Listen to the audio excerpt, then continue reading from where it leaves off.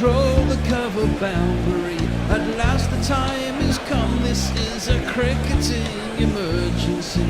Hear this call to arms for every cricket revolutionary. Take up your bats and stumps for the test match insurgency. At first they tried to silence us, but we would not be silenced. They threatened us with lies, so we threatened them with violence. Che Guevara, Sangakkara, Joseph Stalin, Douglas Jardine, Robespierre, Carol Hare, Vladimir Lenin, O'Brien Kevin, guerrilla cricket.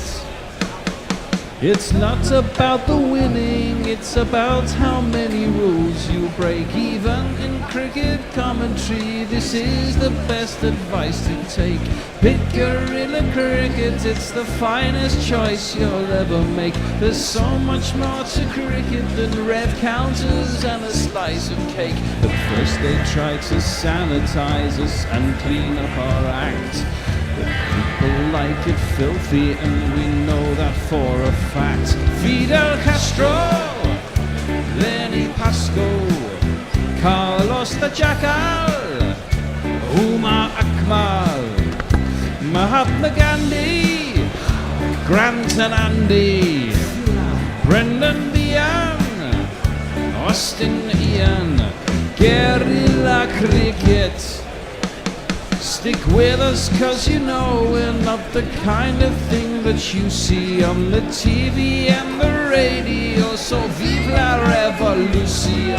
First they tried to buy us, but we would not be bought. Okay, we were, but then we ran away, and we will not be caught. Would not give up the ghost when they left us all for dead. They decapitated us, but we just grew another head. Chairman Mao, Jamie Howe, Ho Chi Minh, Asif Din, Václav Havel, Graham Saville, No Surrender, Percy Fender, Che Guevara, Sangakkara, Joseph Stalin, Douglas Jardine, Robespierre, Carol Hare, Vladimir Lenin, O'Brien Kevin, guerrilla cricket. Pakistan rode their luck on the morning of day one, but in the evening they fell off that luck and fell off it hard. Shah Massoud got jimmied again. Abid Ali was 60 for 3. Azhar Ali's blue period continued. Asad Shafiq got a beauty. And Fawad Alam, you poor, poor bastard.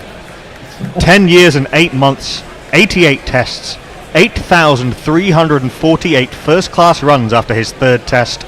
The first innings of his fourth was cut short when it had barely begun with the aid of DRS, a technology that entered the test arena as he left it all those years ago. Babar Azam was doing Babar Azam things late last night, but at 126 for 5, with only Mohammad Rizwan and the tail for company, England have Pakistan right where they want them. Hello and welcome to Guerrilla Cricket's coverage of Day 2 of the second test between England and Pakistan in partnership with Hot Mic. They're playing at the Rose Bowl, but not immediately this morning because it is raining and the covers are on. The start has been delayed. This rain wasn't forecast for today, and we're not expecting it to stick around for too long, but we will of course be watching very closely for any updates, in particular positive ones. I, Knuckle and Pandey, am in a prison of laptops in southeast London. You, the audience, are all over the world, and I'm joined from various parts of southern England and beyond by a fine cast of friends and the odd-passing best-selling author, GC from home. Every bowl live, from wherever we are in the world to wherever you are in the world. Joining me first up this morning, John O'Gordon. Morning. And bringing your words to the world's ears, David Brooke, reading your social media comments. Yeah, you can, warning everyone, don't forget to send your tweets to Guerrilla Cricket or any social media platform of your choice. That's right, we're on Facebook Live via Crick Tracker and our own Facebook page. We're on YouTube, and of course we're on Hot Mic, and you can leave us plenty of comments on all of those platforms. But we're starting with some numbers, and we're doing that because our roving partnership department, not content with bringing on board Hot Mic and the India-based streaming app Sports Tiger have snagged us a tie-up with Total Cricket Analysis, who do pretty much what they say in the tin, cricket analysis. And to kick off that partnership, we asked their writer Jack Groom to do a bit of digging on James Anderson, and in particular the marked difference in his numbers from the first test of this series to the second. I'll give you those numbers that Jack so diligently mined from the rich seam of stat. Then we'll have a chat about them. In Manchester, combined match figures of 28 overs, 8 maidens, 1 for 97. Not just not taking wickets, but going at a very un-Anderson-like 3.46 runs an over. Overall, that's his worst home performance since the Lord's Test of the 2015 Ashes. He admitted himself that he got unusually and overly emotional after a dropped catch, and for some reason felt the need to forcefully deny that he's retiring in between Test matches. But yesterday, 15 overs, 3 maidens, 2 for 35, economy rate back down to 2.33 and over, just 8 wickets away now from 600 Test wickets. Everything's rosy again. Red rosy, I guess. It's a pretty stark difference in the headline numbers, but there's plenty of evidence to suggest that Anderson, the world's most prolific Test seamer, lest we forget, was remarkably unlucky at Old Trafford, and indeed for the rest of this summer.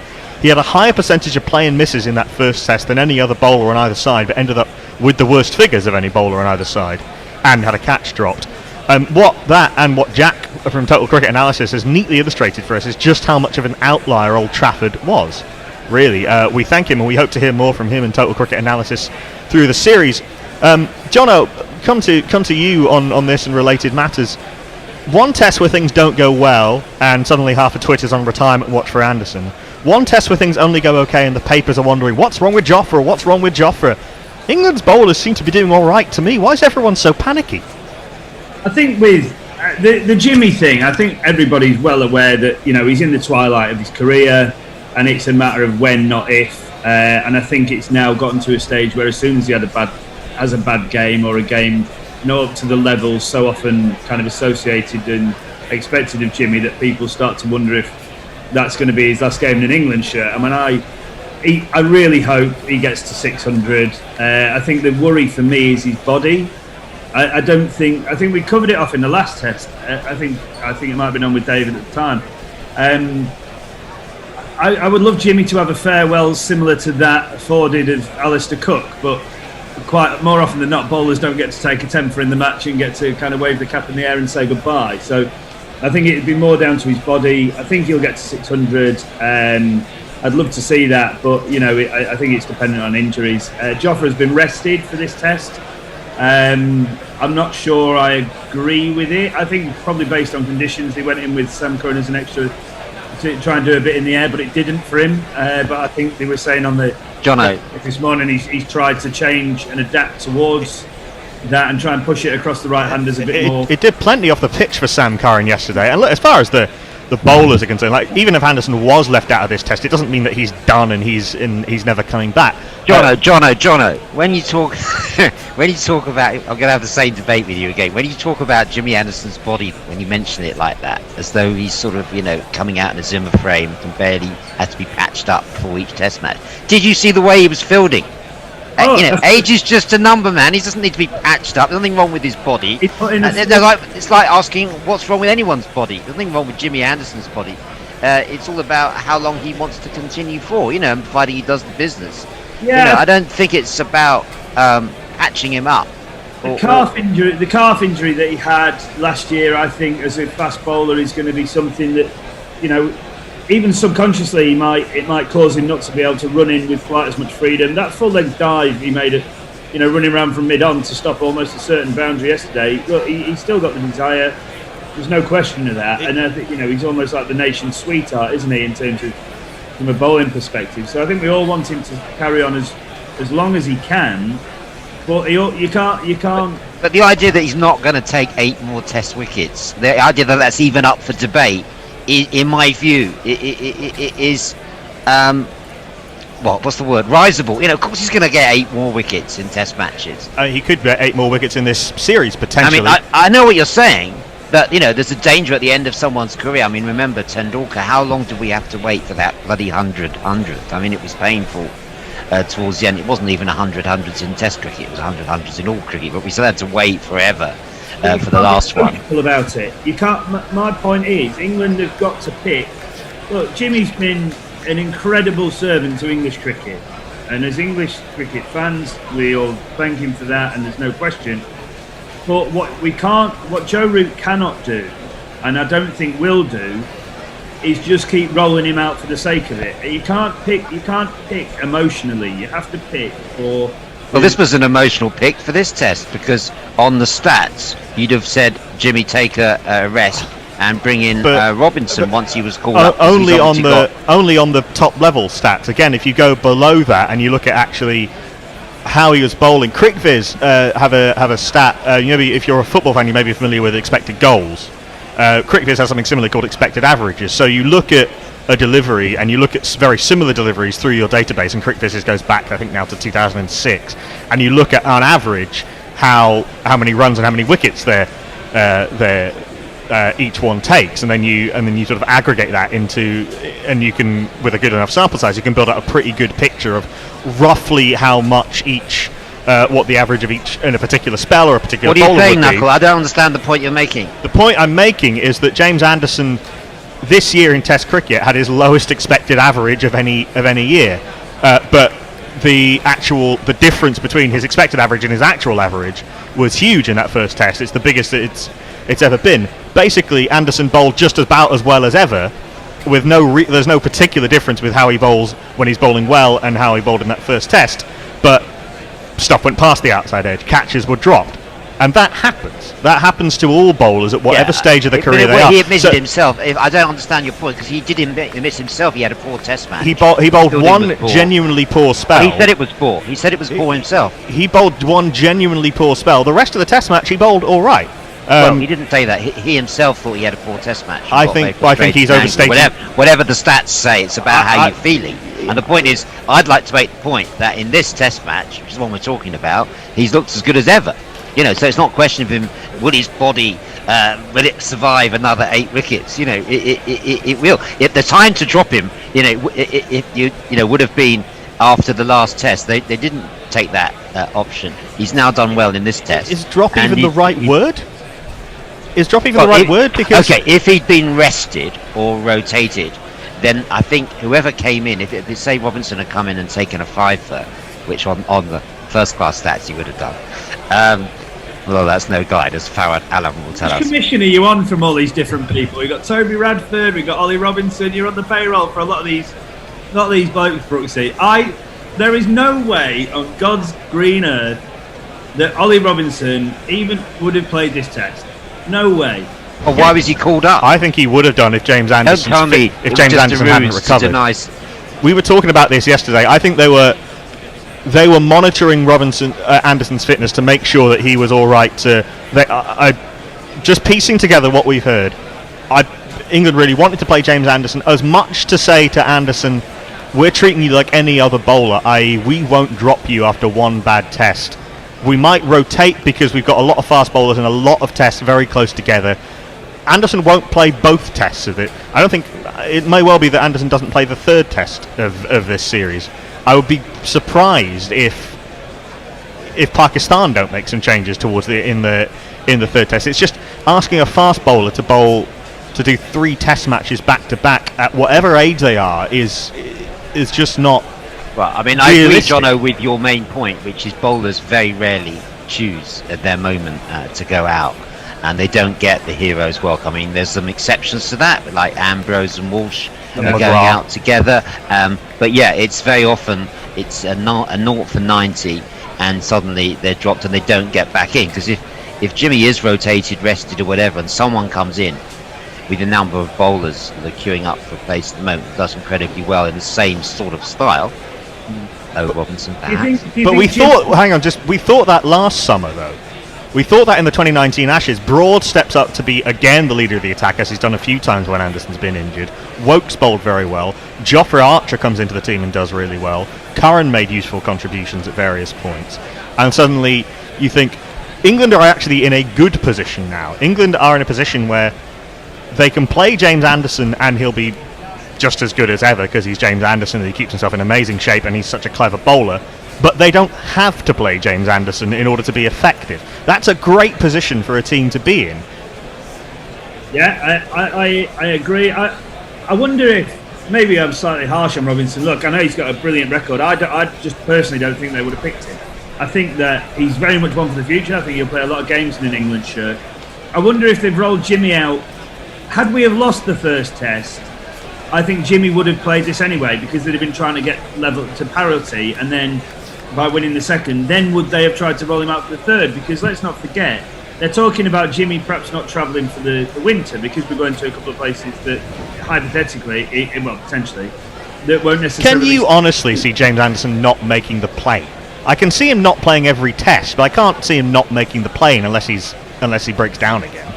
Yeah, I mean, he might... I don't know, is it 2 or 3 tests in Sri Lanka? There'll be 5, well, there's 5 tests in India before that. Oh, right, well, I don't know. Maybe it's going to be more of a rotation thing. We often wonder and try and discuss what's going on in the England camp, don't we? Going back to Robinson, I think he's brilliant. I think he's obviously got a very good first-class record. He's young. Maybe I was wrong. Maybe they would have played him instead of an Anderson as an out-and-out bowler, rather than, because you replace a number 11 with the number 11. And they are literally there to do the old Chris Martin role for the New Zealand, who apparently never had a bat because he went to... Hold on, you're not comparing Ollie Robinson's batting with the guy Ollie from Robinson's New Zealand, quite handy with the bat. I mean, hold on, I didn't realise we were on batting, but if you want to talk batting stats, Ollie Robinson, has got a first-class century, which I don't think, what's his name, Martin has. But just on why would they call him up? It's not like Sussex wanted, saying got too many bowlers. Can you take one of our bowlers away? They obviously had no bowlers. He would not have been called up if there wasn't serious consideration given to him playing. That doesn't mean you have to play him, but there was serious consideration, I believe, of him playing. And look, this is true of sides all over the world. They're not going to say in public every little minutiae of every little selection decision. That's just not going to happen. There's too many factors to take into account. For a start, every press conference would have to last 3 hours. I almost think that with particularly in COVID times, you have to think of Test cricket in particular as more of a squad game, like we do with football.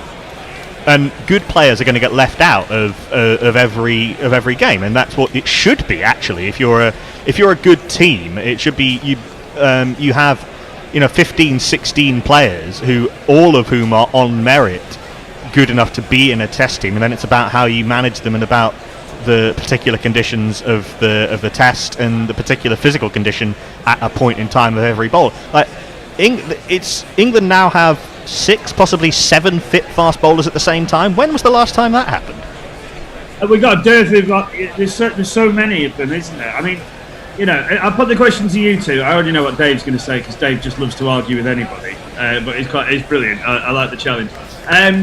If, let's say, Jimmy was unavailable, right? Let's say he couldn't play in this test, and you bring Ollie Robinson in, straight shootout, Ollie Robinson, unproven, never played a test match, or Jofra Archer, fit, slightly more proven. Who do you go with?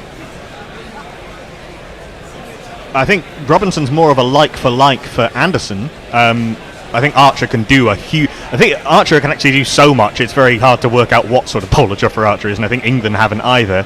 I mean, if you're framing the question like that, obviously, but it depends on the particular conditions. I don't think Ollie Robinson would have let England down. Again, there are good bowlers going to be left out of every game, and I think that perhaps too much is made of every individual selection decision. Right, so you've not answered my question. No, I haven't, and I'm not going to. I'd be happy enough either way. Brooksy? Well, in terms of a like-for-like replacement, once you've seen Ollie Robinson bowl, Jono, at this level, I'm sure you'll see that he is a Jimmy Anderson type bowler, top of off stump, and he's very, very effective at closing down an end and getting wickets by pressure. Incredibly effective at doing that, and he's done it for England A as well. So he's moving up. He's only been given the opportunity to do it at that level so far.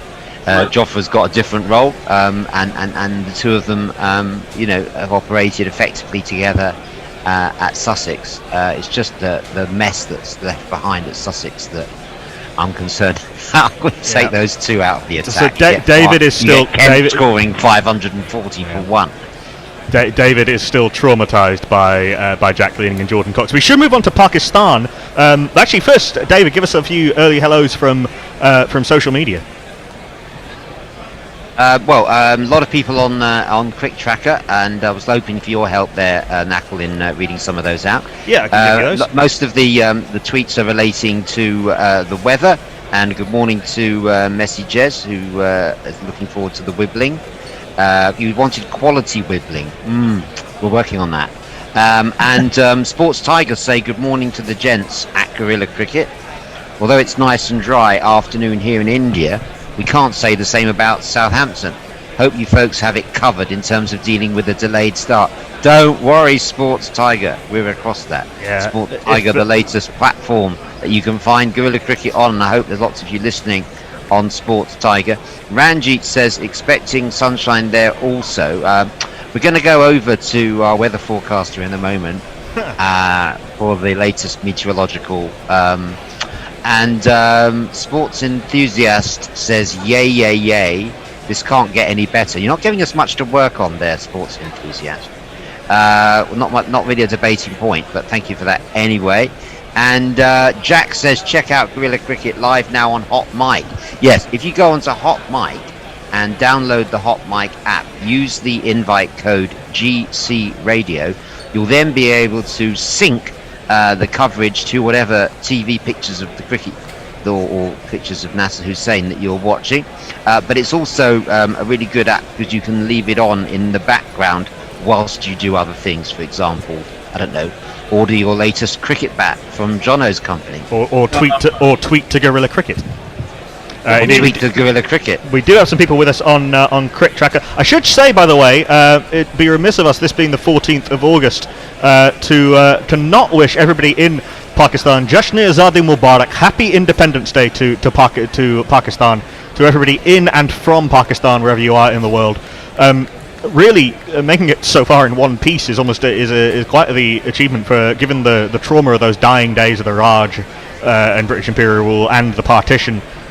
So we hope that if you are in or from Pakistan, we hope you are finding a safe way to celebrate your nation's 73rd birthday. Should just say, by the way, there will be... Can I just add a word to also celebrate National Left-Handers Day today? That was yesterday. And, what? That was yesterday. Damn, I missed it. We're ever on the money here at Gorilla Cricket. I should just say there will be an inspection at 11:50 a.m, which is in just under half an hour's time. So evidently it has stopped raining, which is good news. We'll go to some. We have some people with us on Crick Tracker. Nisar Vani down on Azhar Ali and Asad Shafiq, and we'll come on to Pakistan's batters in a moment. Sadiq Janan, Irfan Khan, Mohammad Farooq, Said Mohammad Khan, Ram Mohan Allapati, Ali Hamza, Raja Noman Abbasi, Unruly Adams, which is a fantastic name, Mir Hafiz Mir, and the other names aren't fantastic, and Sunil Nagaraj Sunil, and many more watching us on Crick Tracker from all over the world. I do want to come on to Pakistan's batting. Given how well England bowled yesterday, given how tricky the conditions were even before it started raining and we had those long rain delays, David, it strikes me that Pakistan didn't actually do that much wrong with the bat yesterday to find themselves 126 for 5. Well, could have been worse because there were a couple of drop catches, weren't there, in the first session, and Abid Ali got, 40. He could have been out a couple of times. So I think they'll be disappointed. I mean, Asad Shafiq's dismissal wasn't too great, and Azhar Ali has still looks like he's still struggling to find his form. And as you've mentioned, the returning Fawad Alam shows again, the difficulty of stepping up from first-class cricket to Test cricket. It must be really insufferable for him to have to sort of endure, having scored thousands of runs in first-class cricket, to everyone analysing his technique, saying, he'll never succeed at Test match level. I mean, if you've got a technique where you score that many runs, Jono, you must have seen a few people with unusual techniques in your time. I mean, right, so, and I know Knackle will be dying to get in on this. Here comes, right, so the rod's been cast and Jono's taken a huge nibble. That Fawad Alam, right, why the hell have Pakistan chosen Michael Sodding Yardy to come and play for him in this Test match? Poor bloke looks like he's line dancing rather than getting ready to face up in a Test match. Absolute garbage. If you can't stand there, sideways on, and play straight, I mean, he's missed a straight one I mean, I know he's got a great first-class record. He averages over 50. He's got over 12,000 first-class runs on flat wickets in Pakistan that never do anything. So if you can play spin, it's slightly different. But I mean, I know that Nakul made a point on the group chat yesterday about Shiv did pretty well. Yeah, I mean, this bloke's played 3 tests. I just think it's people can try. You can try as hard as you want to find something, but I think you will just try and do the simple things well and coach yourself to do that, and you'll be a better player than. I mean, it looks ridiculous. It can't be the best way to approach Test match batting for me.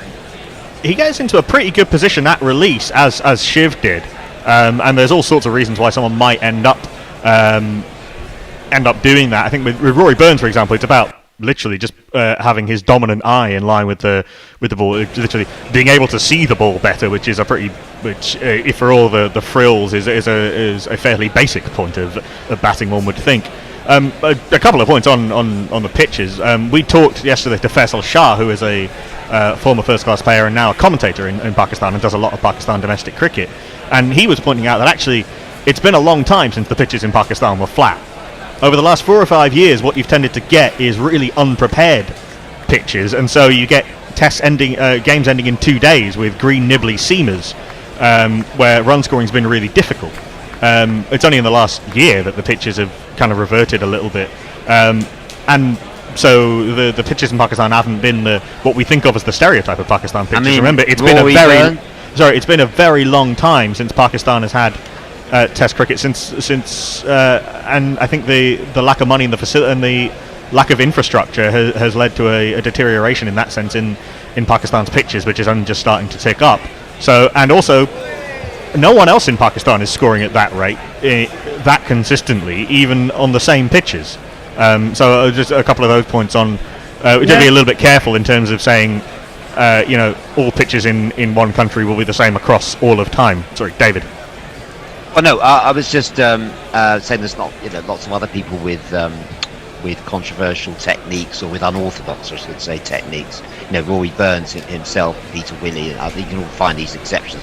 Whatever works for you, but I mean, I'm really kind of on your side, Johnny, in the sense that I don't think he should be playing, because I'm a big fan of Shadab Khan, who got left out. He's a much more exciting prospect, I think. He's younger. He's a very good bowler as well, and it was his batting in the first innings of the last test that and his running between the wickets that really increased the momentum. And I think he's one of Pakistan's best players. One of my favourite players already from having seen him in that test match in Ireland and seeing him in the first test. Does this look like a two-leg spinner pitch to you? Well, no, but I've just said he's got a lot of other attributes. He's an all-rounder. He can be. And he contributes across the board. He contributes as much he's going to contribute more with the bat than Fawad Alam will in this test match. I think your evidence base for that is very, very shaky. The evidence for that, Fawad Nakul, is very sound in that we've already had one innings We've had in which he balls. scored naught, and Shadab got 41, so Shadab's already 41 runs ahead of him. So the evidence is extremely sound. 4 balls. So the evidence is really sound. I said that Shadab Khan will give you more runs in the test match than Fawad, and so far the evidence is very sound for that, because they've already been in once, and Shadab's got 41 more. I think that you are putting 2 and 2 together and making 5. Incidentally, by the way, this is just 41 together against naught. By the way, this is basically the same argument that everybody in Pakistan's been having for the last 10 years. I remember asking Atif 6 years ago on this show why Fawad Alam wasn't playing, and there's a lot of reasons for it. In basically, Pakistan had a very settled middle order for a very, very long time, but cricket is a really cruel sport sometimes. You wait 11 years and then someone did I saw some stuff on the DRS. If it had been it was 1 millimetre away from being umpire's call on pitching and 1 millimetre away from being umpire's call on hitting the stumps. Look in the book, Knuckle. Look in the book. No, indeed, it'll go down as a 4-ball duck, and Fawad will have to live with that and come back in the second innings. And Pakistan might well need him to. The second question I was going to ask you, and we should come to, I know the social media people are starting to flood in now, getting a little bit we started a little bit later with no sign of imminent play. What is Pakistan's course out of this tricky position into a defendable first innings total? Long tail, haven't they? I think they've, they need to try and get somewhere up towards 220. You'd think. I was watching a bit of the the coverage yesterday. I think they're expecting the pitch to get a bit quicker, maybe a bit better to bat on. So it sounds like the easiest thing in the world to say, but as many as possible from here. I think obviously with the rain around this morning, it'll probably do a bit in the first hour or so for the England bowling lineup. But they just really need to dig in and play tight to off stump. There's been a few of them have been playing away from the pad a little bit. Obviously, Azam's still there. I'm pretty sure. So he's obviously the gun player. Yeah. Is it a case of everybody just sticking with Babar Azam long enough and giving him some support? Yeah, he's a class apart, isn't he? He's a world-class player. He's proved it across all three formats. He looked remarkably comfortable yesterday, given the conditions.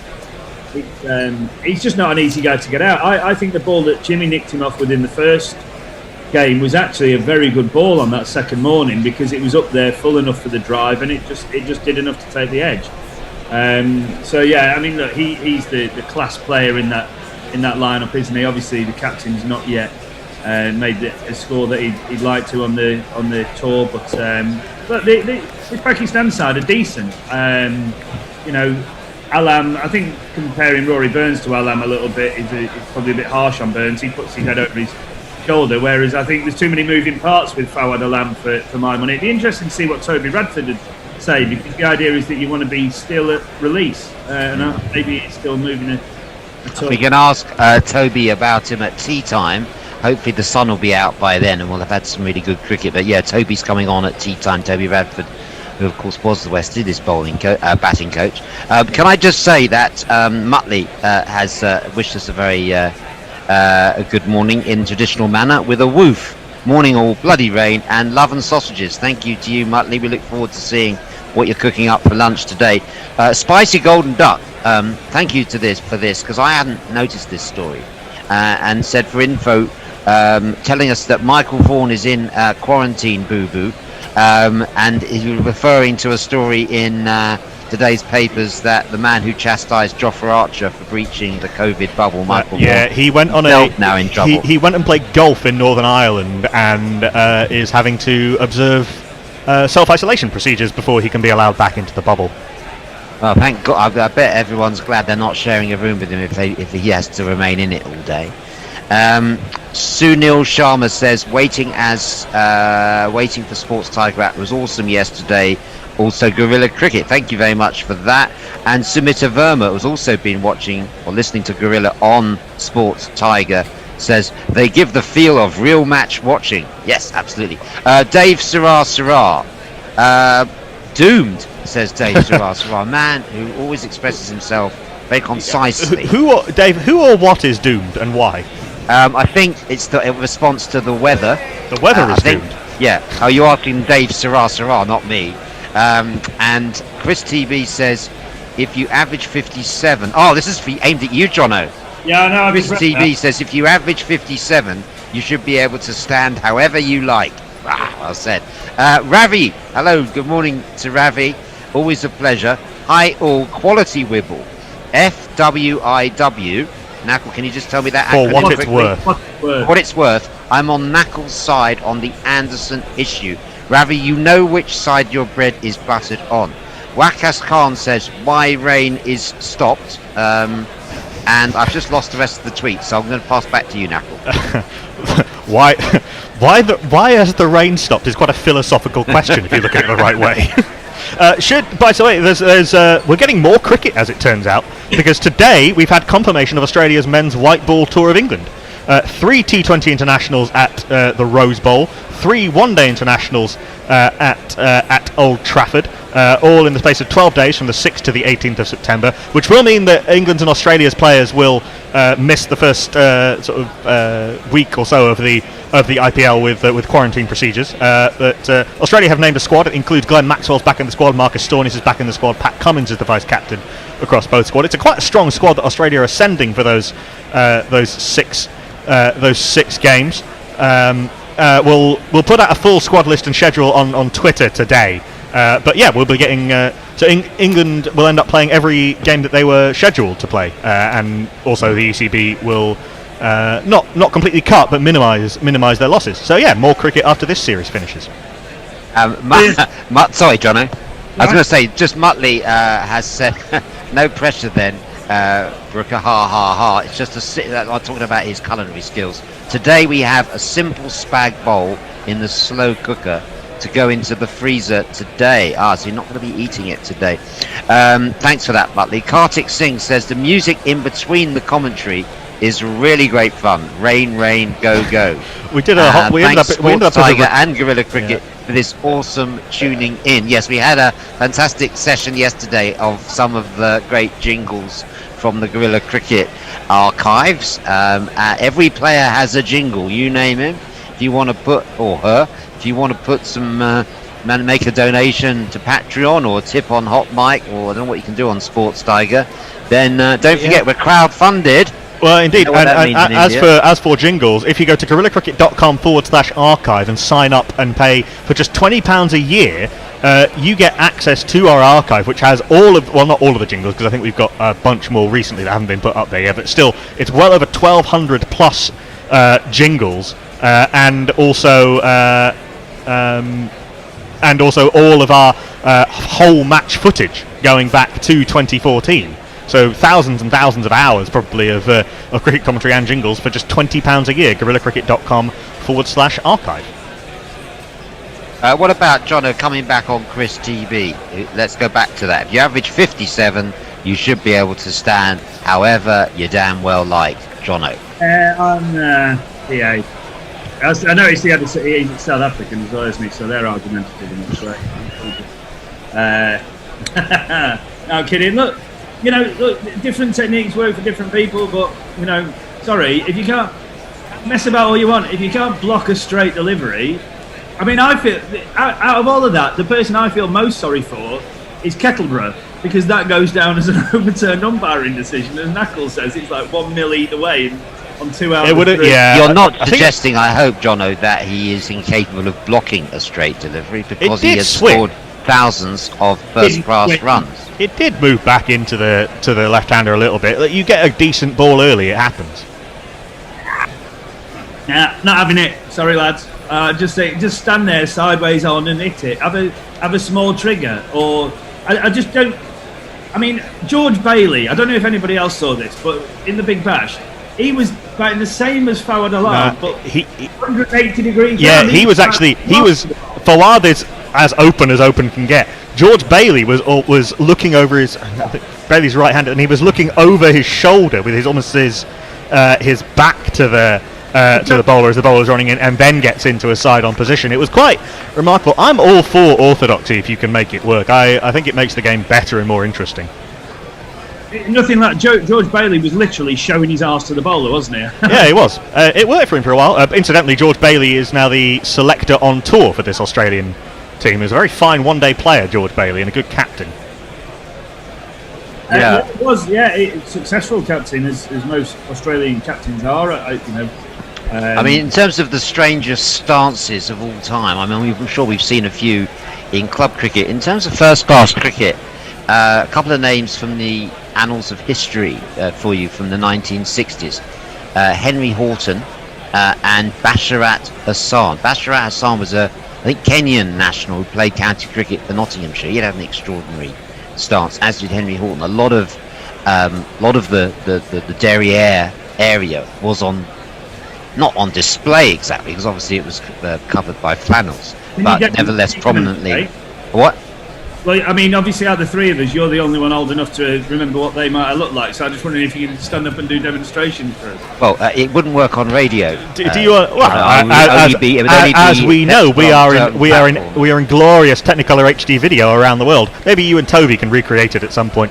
Anyway, I'm going to jump out because we are supposed to have a change, and we'll have a change of Wivel, and we'll bring in, if we just bear with me a couple of seconds, all the way from Singapore, Anindya Dutta, best-selling author of a number of books.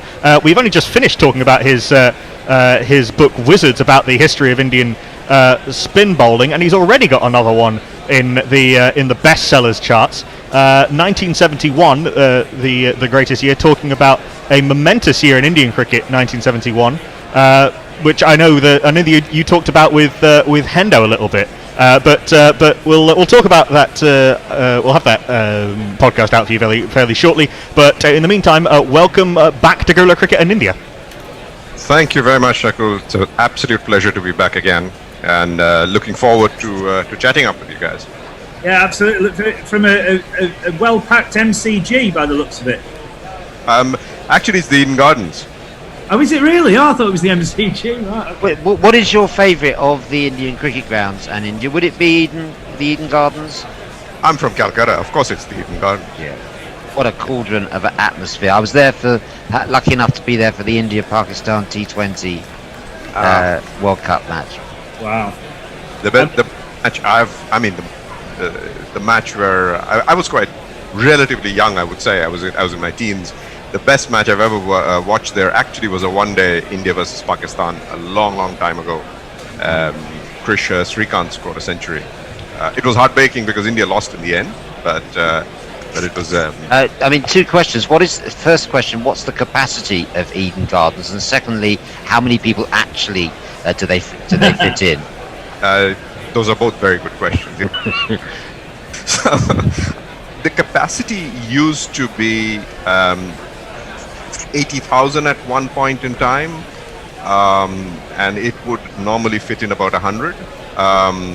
And you have to have been there in that stadium, because I say that stadium because it's they've broken down the stands, built a proper, IPL stadium if you like. But I was a chubby kid for much of my childhood. I still am. My arse would not fit on the seat. So they had these cement blocks with these lines drawn on them where you were forced to sit, and it was a very tight squeeze even as a kid. So that's how they fit in the people who were sitting, and then there were people who were sitting on the steps, and then there were people who were standing at the back and the front. I mean, it's incredible to think about this. When we've been looking at empty stands for this whole series and thinking about social distancing, you just think, God, it's a world away from the scenes in Eden Gardens for an international match. Well, you say that, but it's not the same now. The capacity is much smaller. So is now, but I think it's like 55,000, something like that. It's substantially down, but you have proper seats. The last match I saw there was late 2017 India-Sri Lanka Test match. By that time, I was fortunate enough to know quite a few senior journalists, so they'd given me a nice pass to the clubhouse, the top of the clubhouse, where I'd never sat before, and the entire stadium was empty. So,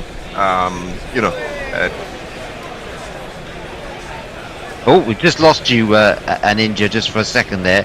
Are you? I got you back now. Yeah, got you back. Well, I mean, I suppose we don't really need to ask you who you're shouting for. I know you're a very objective analyst, and it's not clear from any of your comments as to what your where your true loyalties lie. But in an England-Pakistan series, can one assume, rightfully or wrongly, that you would be supporting England? I would be calling and supporting England for more than one reason. The first reason you already alluded to, and I'm not going to discuss it. The second is that I used to live in England, so a certain affinity for the team.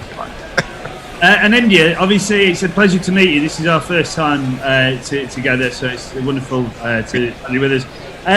How important is it, as obviously an Indian cricket fan and cricket lover? What's the appetite for eventually getting India and Pakistan to play those amazing Test matches again against each other? Is that something that is it still a long way off? Is it something that the administrators are still trying to work towards? And as a fan, that must be something that you'd love to see able to happen again. I think as a fan, to go backwards from your question, as a fan, I'd love to see it, and I think every cricket fan in India loves to watch India-Pakistan matches, if only to see India beat Pakistan. But it is what it is. But I think from a governmental standpoint, it's a very, very thorny political issue because of the border and everything that's gone on. So I don't think we are anywhere close to the two countries playing a bilateral series in either country, which is unfortunate, but it is what it is, and I don't think it's going to change any. I think the only way I can see it happening is if Sunil Gavaskar is elected as Prime Minister of India, because I think him and Imran get on well. Yeah. And then you'd have two. If we had two cricketers, we got one now. If we can get two in place with India running India and Pakistan, we might get some serious cooperation. Because when I went to that game, that India-Pakistan World Cup match, T20 World Cup match, it was wonderful. They'd invited Imran, Wasim, Waqar. India had invited a lot of the Pakistan greats, and they got fantastic receptions from the crowd. It was a wonderful occasion. Obviously, it was enmity once the game started, but we know that it's cricket, not war. And all the supporters gave fantastic receptions to those Pakistan legends. And you just have to think that. And I was actually out there making a documentary for BBC, which kind of made that point, which was if cricket if cricketers ran the two countries, we might see greater cooperation between them. Well, that's a good thought, but it is true that I think the people make a clear distinction between the Pakistani cricketers versus the Pakistani team, which represents the nation. Because I remember watching Shoaib Akhtar during the IPL, and if I remember correctly, he was playing for the KKR, and it was just amazing, the amount of support in there. And you had matches before that where Shoaib Akhtar was scattering the wickets of Tendulkar and Dravid, and everybody hated him, right? And then they just absolutely loved him when he was playing there as a cricketer. So I think that you're right. That I think the love for cricket and for cricketers transcends everything else. But then the national boundaries come in between there somewhere. I think there was a fantastic last year, obviously in the ICC 50 over World Cup here in England, where they played each other, and obviously there's so many. There's such a huge Indian community in the UK, as there is a huge Pakistani community in the UK. I wonder if the ECB and the ICC may ever, obviously they can't play each other in India, they can't play each other in Pakistan for well documented reasons. I wonder if there'd ever be an opportunity for them to come and play in a country such as England, where they would have such amazing support, and they've obviously played each other even as closely as last year, for some kind of maybe an extended series or maybe a test match series here. I think the viewpoint of the two governments at this time is that, or maybe it's just the Indian government, because I know that standpoint, is that they don't want bilateral series. Okay. And so I'm not sure it would matter whether it was played in the UAE or England or anywhere else. Yeah. So they play ICC tournaments, but not bilateral, and that needs to change. So what you say is correct. If bilaterals in a neutral country are allowed, England would be an amazing place to play, for sure. I think the entire global cricketing community misses the opportunity of being able to watch the passion, the emotion, the quality of cricket that a series between India and Pakistan would afford the cricket watching public, no matter where you're from or where you live. Like, I remember as a kid watching India versus Pakistan and just thinking that the passion and the skill level within those matches was incredible. And I feel like almost, not wanting to get political, but the entire global cricket community at the minute is kind of robbed of that almost, aren't they, by these games not being allowed to happen? Absolutely, and how many such rivalries have been there over the past couple of decades? There's been the Ashes, so and there's been India-Pakistan. I would like to think that the Australia-New Zealand rivalry is not really what it was. A couple of years ago, I was at the SCG watching the first. The traditional first one day between Australia and New Zealand of the summer, and it wasn't that difficult to get tickets that morning, which tells you that that there wasn't that much passion in it, and so you're only left with the Ashes at the moment. So India-Pakistan playing would definitely be good for world cricket. You've got West Indies playing well sometimes, and they seem to have made the shortest format their own at the moment. But other than that, there virtually no great rivalries left. Fawad Alam and his batting technique. What do you think? I'm looking for another supporter here. I don't know your view on that, so I'm just amused. I mean, it's not supportive. Well, if you look at it, at the final moment when he plays the ball, he's orthodox. Yeah. But have to not get distracted by everything he does before that. So it's a bit like bowling, isn't it? You're going to have the most eccentric run up, but it's all about your delivery stride and the moment you release the ball. See, when you see a Bumrah run up, really distracting and comes in and he's quite amazing when he bowls. So Fawad Alam is a bit like that, but I was just going to make a very bad joke that he didn't give me enough time yesterday to figure it out. Yeah, absolutely. I think, to be fair, I've almost kind of questioned myself, because I was, in terms of Rakeem Cornwall, when the West Indies lads were playing, I was very much of the opinion that if you're good enough, it doesn't really matter what you look like. And so by saying I really don't like Fawad Alam's technique, then I'm almost going against what I'd said about, because this is a technical issue rather than a physical issue. So I should be a bit more consistent. But why start now, Jono? What, start being consistent? Yeah, yeah. If I start doing that, then all our listeners will know what to expect. No, exactly. You don't want to suddenly change halfway through a series. Absolutely, yeah. But it's strange, isn't it? Obviously, only facing 4 balls yesterday. He's obviously a better player than that. Yet to be witnessed in this series.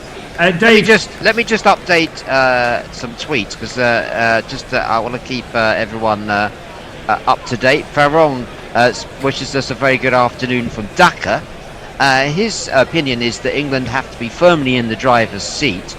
Pakistan, he thinks, obviously we're going to bat first, as per their team selection, bringing in a batsman at the expense of an all-rounder.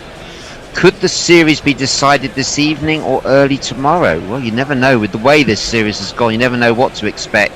The first thing needs to happen, though, Farrell, is for the players to get back out there. There is an inspection going on as we speak, so we're just waiting for news of that. Talking about unorthodox stances, Steve Kellett votes for George Bailey. He said he had a Betty Grable batting stance. Now, you must have seen the iconic image of the lady in question. Steve, you can't say that without sending us the iconic image, because there might be people here who haven't seen it. And I can't even think of I imagine that it featured a part of her anatomy. But no, I won't go into that. Steve, can you just send us the iconic image of Betty Grable so that we can compare it to George Bailey and indeed Fawad Alam? Jonathan Northall's been doing some more research. He had that very interesting tweet yesterday about going through the archives. and he's found a really great batting collapse from the annals of history of English domestic cricket. 130 run first innings lead, and then bowled out for 16 in the second innings. The match was Kent versus Warwickshire in 1913. I was there as a small child at the time. I mean, I didn't realise the significance of that game, but yeah, I thought it was normal. So it was 132 and 147 for Warwickshire. Bowled out for 16 in the second innings, and we've got the scorecard. So yeah, it was let's get this right. Warwickshire 262 and 16 all out. Kent 132 and 147 for 4, won by 6 wickets. You do get some extraordinary scores in first class cricket. I don't know much about one tournament that I don't know much about in India, and I don't know much about Pakistan first class cricket, or not much about the Ranji Trophy, because it doesn't really get a lot of coverage. Do you follow first class cricket all over the world, or are you a keen student of the first class game as well? I am, but I follow the Indian first class cricket, and I follow the county to an extent. This year has not been very difficult because there hasn't been much. So I watched the final stages of the Ranji Trophy. To be fair, last year I didn't see it for much of the year. It's just Does that get distributed like here? Can you watch all the games online in the Ranji Trophy? Does it all get streamed? On television, yes, but not on TV. Unless you've got a subscription for your all matches are on TV. They're all covered. And cable television in India is relatively inexpensive, so it's not. It's not that. You just need a Hotstar account.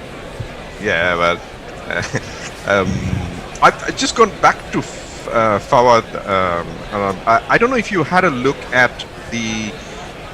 There was an analysis, very nice analysis this morning put out by Jared Kimber. Did you get to have a look at that? Oh, of course, Jared, a former contributor to Guerrilla Cricket and Test Match Sofa. Well, he's very insightful sometimes with his comments. So there's this.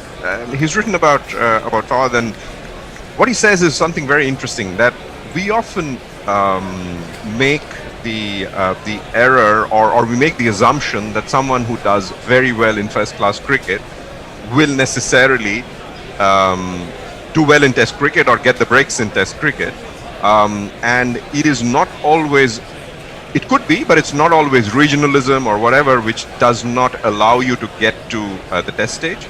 So he was talking obviously about the 11 years between the two Test matches, and he pointed out the fact that Fawad plays at number 5 in first class cricket in Pakistan, and time and again there have been people at the number 5 position who you could not take out of the team. And it's been very difficult to fit him in, because if you don't play in any other position in first class cricket, it's difficult to convince the national selectors that you should be in at number 3 or number 4, and at number 6 nobody picks a batsman, so you typically have an all-rounder. So it's tough to blame the selectors for not having taken him in there. Now whether he would have done well or not is another matter. That was a very interesting point. I think they've had such. I mean, we covered this in the first test. The Pakistan lineup has been so settled for such a with such great players in it. Obviously, Hafiz is now out of the. He's had a negative test and he's now able to join up with the squad again. But obviously, he's been a big part of Pakistani cricket, as is Azhar Ali, Misbah, Yunus Khan. They've had such an amazing batting lineup that Fawad Alam is obviously one of those really unlucky guys who's had such a fantastic first class career, but never, through no fault of his own probably, has never been able to break into the side, just because those guys already in and settled are of such quality that he just couldn't get in.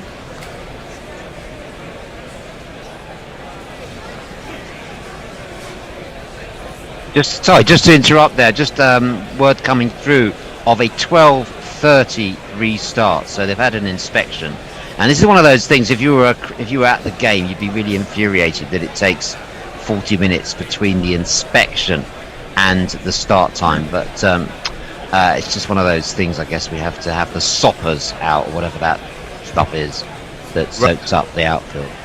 At least that's a. Yes. At least we've got something. I think it's my headphones that are playing up rather than everyone else's sound. But if you guys could, I'm not hearing anyone else at the moment. So if any of you guys could speak, I'll seek technical assistance. We don't like to interrupt you, David. I don't think. I think it's just more out of a healthy respect for your opinions and comms than anything else. I don't think it's a technical issue. I just think we're too scared to interrupt. Don't poke the bear, as it were. He'll start coming out with loads more spiky comment.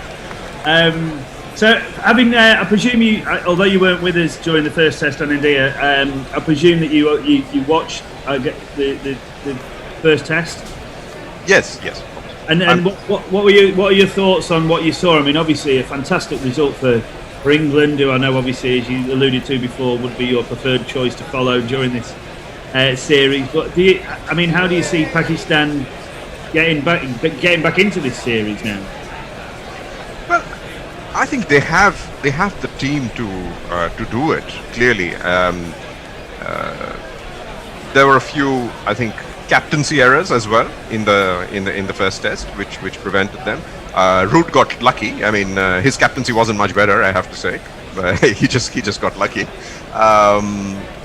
So I think they have a good chance to get back in. I like their bowling.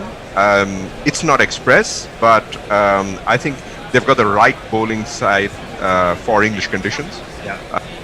And they'd be quite a handful if the weather continues like this and England come out to bat. I think England can't expect to have an easy time, and Stokes isn't there, so there's a bit of stability missing in the batting. What I don't understand about, and maybe you guys discussed this, and I might have missed it yesterday, but what I don't understand about the English selection is why you have 7 fast bowlers in the 14. I mean, I just don't get it. We were talking about it this morning. Obviously, Ollie Robinson was brought in to the squad. He's got a fantastic. I'm glad that Dave's gone, because I think he's on Ollie Robinson's payroll. He might have talked about him. We seem to have this group of fast bowlers at the minute that we don't seem to have had such a large number of such quality for an amazing amount of time. I think Jimmy is coming towards the end of his career. He's certainly not going to go on for another 3 years. No matter how much he tells himself he wants to, and he is still throwing himself around the field, and putting in 110%. But I think part of it with these young lads will be to bring them in and get them used to the environment. So then when they do start to play, they feel comfortable around the other squad members and what have you, rather than just coming in fresh and saying. So there's also another consideration, as Dave has gone on to try and renegotiate his signing bonus with Toby Radford, that because you can't bring players into the squad so easily because of the COVID restrictions. So if you want someone to play, or potentially play, or even train with the squad, you have to bring them in and keep them in the bubble for much longer. It's not like it used to be, it was last year and it has been, where you can call up Ollie Robinson the day or 2 days before the test match, decide on the morning that you don't want him, and then he can go back and play the second and third days of the county round. That's not possible this time because there's too many risk factors involved with COVID, and so you've got to have everyone around. And also, England are playing 6 tests in 7 weeks. This schedule gets more ridiculous every time I actually look at it and see it written down. And India are going to find this quite soon, because India's schedule for the next 2 years, as it has been recently, like the BCCI, the ECB rather, the BCCI want to milk these cricketers for every little bit of cricket possible and get as much revenue out of them as possible. It's just as well India have a crop of developing fast bowlers, because there is no way that they're all going to get through without breaking at some point. Absolutely, and you were talking about the domestic season, and there's been a there's been some talk in the Indian media and social media in the last couple of days because they've picked up some Ranji Trophy, very young Ranji Trophy bowlers who are very good bowlers actually. Akash Deep from Bengal, for example. And they've sent them, or they're sending them as part of the IPL squads as net bowlers. That's right. Chennai Super Kings are bringing, I think, 10 practice players. It's ridiculous, right? Because what they're going to do first, these are young kids who are going to go in there, who are going to get their life beaten out of them by the only intent of the players staring at them is to hit them out of the attack. I mean, hit them out, out of their senses, if you like. And then they're going to go back to domestic cricket, to a season of domestic cricket, where they actually are supposed to try and win for their state. That's by the way, that's assuming that the COVID situation in India improves enough that there can be any domestic cricket at all. Well, I think the world's learning from what England is successfully doing. So I think that's the model everyone's going to follow. So eventually you're going to get these bubbles created and sport and cricket restarting everywhere following the same mechanism, I would think. How will the IPL, I mean, obviously it's been played in the UAE. How do we think, because the fans and the shirt sales and everything else must bring so much revenue into the IPL, considering the money that they spend on these international players. I remember Ben Stokes was 1.6 million, I think, a couple of years ago. So in terms of trying to recoup that value and then turn a profit, with no games and no fans coming into the stadiums now, I mean, are the owners going to? I mean, I presume the owners have got more than enough money to kind of cover a year of losses. But I mean, people don't get rich by spending money, do they? So I mean, I presume some of these owners will be looking into a big black hole of, not debt so much, but a lot of expenditure and without a lot of income this year. But it's all TV revenue, isn't it? The amount of money you make from a spectator in India is pretty minuscule. I don't know. I don't know how much the shirts cost and what have you. But yeah, I've been in sort of semi-hospitality sections at IPL games, and the tickets are pretty cheap. Certainly cheaper than today of Test cricket in England, even in the main part of the stands. And India, you'll know this better than I, but it certainly has been the case that large sections of the stands at IPL games have been given, large sections of the tickets have been given away free because the televisual product is much more important than the spectator experience. Well, it's also corporate to an extent, right? It's also corporate houses which pick up large blocks of tickets. Also and if they can't send their clients there, then of course that does create an impact. But I guess there must be an arrangement between the BCCI and the owners in terms of redistribution of part of the sponsorship proceeds. Otherwise, it really can't work. Merchandise, I think, is interesting because the merchandise anyway is sold directly by the teams, and yes, it's going to have an impact. But teams like KKR, for example, Shah Rukh Khan was the first one to really, make an industry out of it. I guess following someone like Man U. That, with fans not being able to go to the stadium, is going to suffer. But I guess they're going to make it up in other ways. I don't know. I think the revenues are going to be less for sure. Yeah, it's better at least that they play for them, given the contracts that they have. It would have been pretty catastrophic for the BCCI had the IPL not been able to happen. In fact, so much so that there are 2 IPLs happening within 6 months, because the plan is to play the 2021 IPL at the normal time, hopefully in India.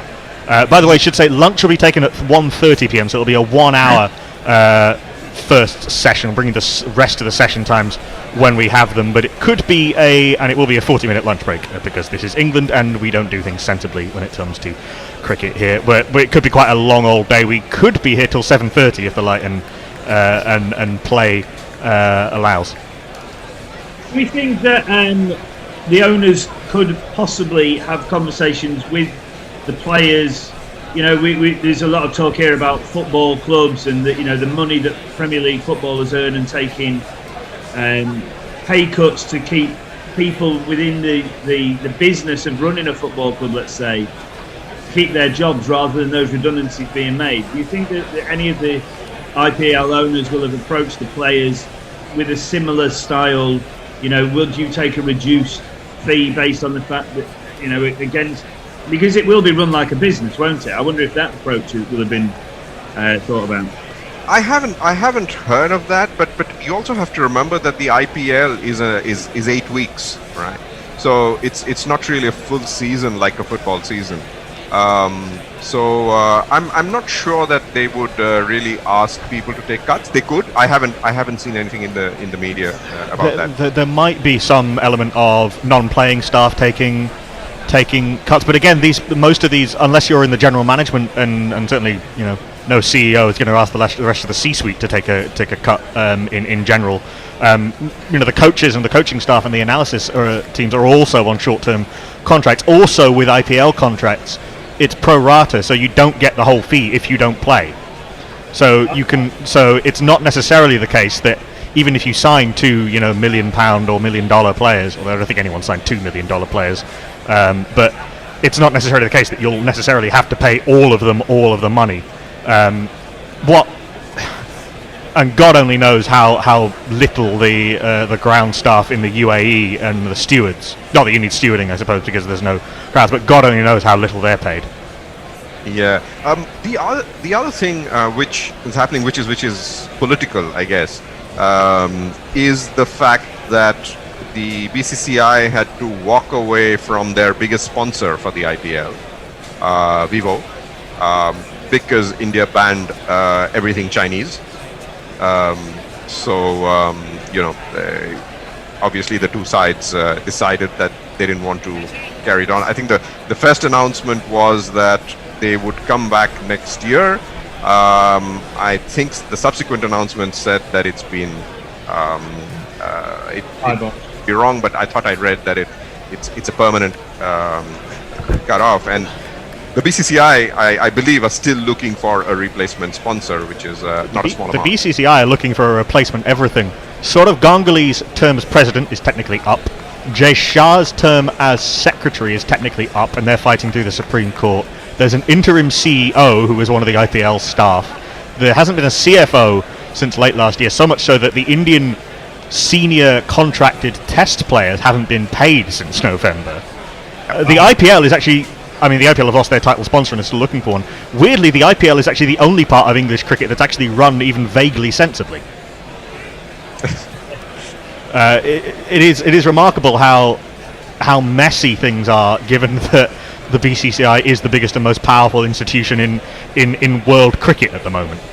I was just looking at a news article a couple of hours ago where Saurav Ganguly and Jay Shah, through the BCCI lawyers, are arguing for them to be able to be reinstated to their positions on the ground of national interest, and which is hilarious because for years the BCCI has been going to the Supreme Court and fighting back against anything where they were asked to do something classified as a sports federation by saying that they are private body, and when the 11 Indian players play, they are playing as a BCCI team, and the Indian flag isn't featured anywhere.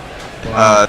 So it's quite an interesting. I wrote a piece last year with actually Mike Mihal Wood, who works for Forbes and is a listener to the show, about the increasingly close relationship and the close, almost use as a propaganda tool of the Indian cricket team and of the BCCI by this very nationalist government that India has. The Indian cricket is the biggest cultural export, even more so than Bollywood now, that India has.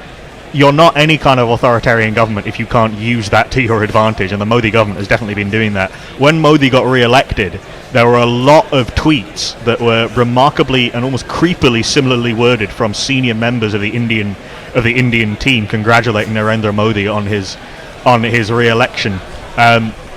nothing happens in India that isn't political, and cricket is certainly in that. So much so that Jay Shah is, I think Jay Shah is still the Home Minister. Is that right in India? The Home Minister. Yeah, so he's a senior government minister and is a senior representative of the BCCI. So all of this stuff is forever fascinating and very, very complicated. I'm going to get off air a little bit because we're going to start in 15 minutes. I'm going to bring in Tony. So the first grouping that you'll have on commentary when we get actual cricket will be Jono on ball by ball, Tony reading your tweets, and India Dutta summarising. Hang on, you just said that was the other way around. Make up your mind. No, Jono ball by ball, Tony tweets, right. summarising in India. 12:20 till 1 p.m. and then after that Tony will switch to ball by ball. But welcome for the first time this afternoon now, Tony Bishop. Hello, how are you doing? Good to be on air with a man more popular than MS Dhoni and more popular than Tendulkar. And an Indo, it's good to see you too. Anyway, what do we think, chaps? What do we think? I'll tell you what I'm optimistic for going forward. All this talk about Jimmy, I've just written an article, so I'm not going to talk any more about that. Sam Curran, did we talk much about Sam Curran in that first hour? I think he will grow more and more into the sort of the bowling all-rounder role in the England side. A lot of people talk about his height.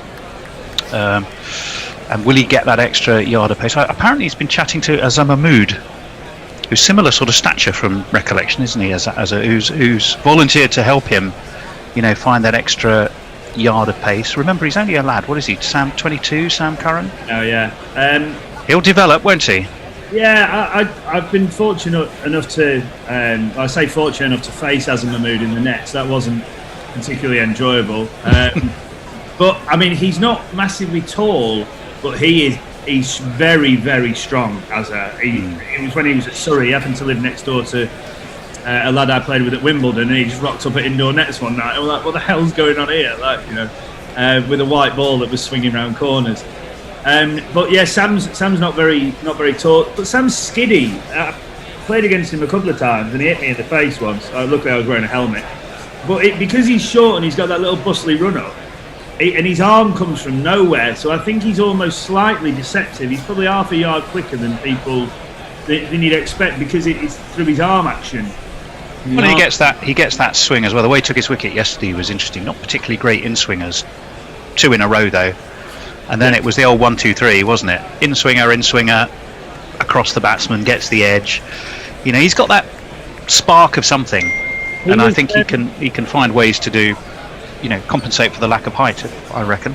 He was in the player zone on Sky this morning, and following that, they were saying that I think he realised, and he's got a brain. He's got a very good bowler's brain because he realised quickly that it wasn't swinging in the air. So rather than trying to fight that and make it swing, he then just thought, well, okay, I'm going to bowl wobble seam and try and push it across the right-handers. If one then does swing back, then fine. And I think he nicked I forget who it was, but nicked him off with a slightly back of a length ball with one that he just pushed at that left him a touch. So I think he's wise beyond his years. I think to get into the Surrey first class side at 17 as an opening bowler, when you're competing against a pretty strong attack that was already there.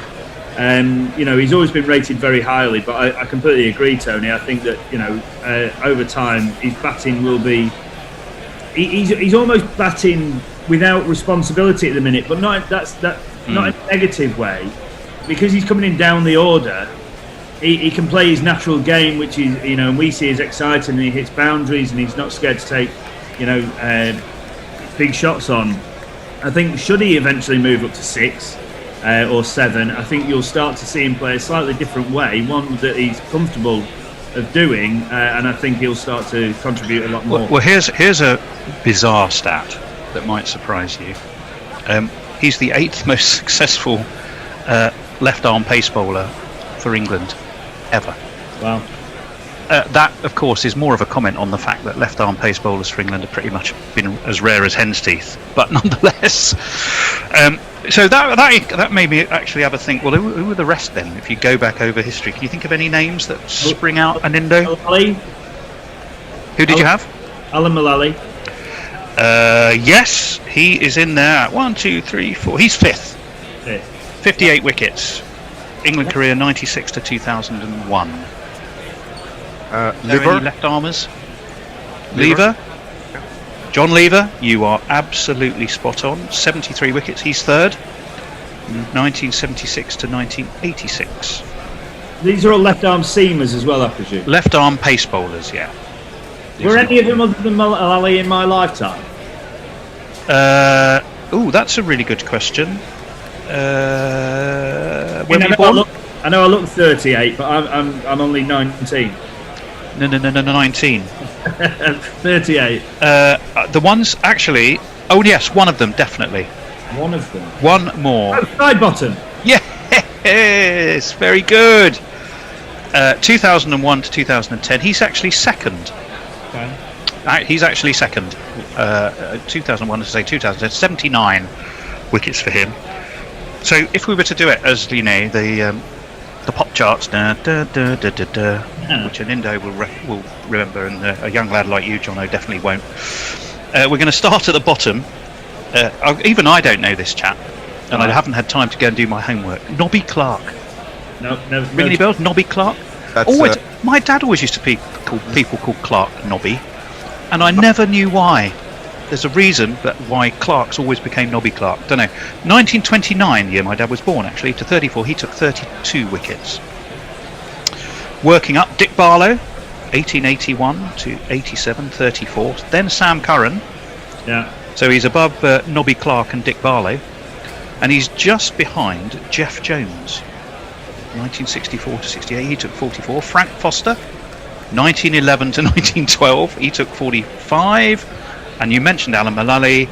George Hurst, not Jeff Hurst. Oh right, yeah, was that what? We all know he had a famous hat trick, but that was nothing to do with cricket. 1897 to 1909, 59.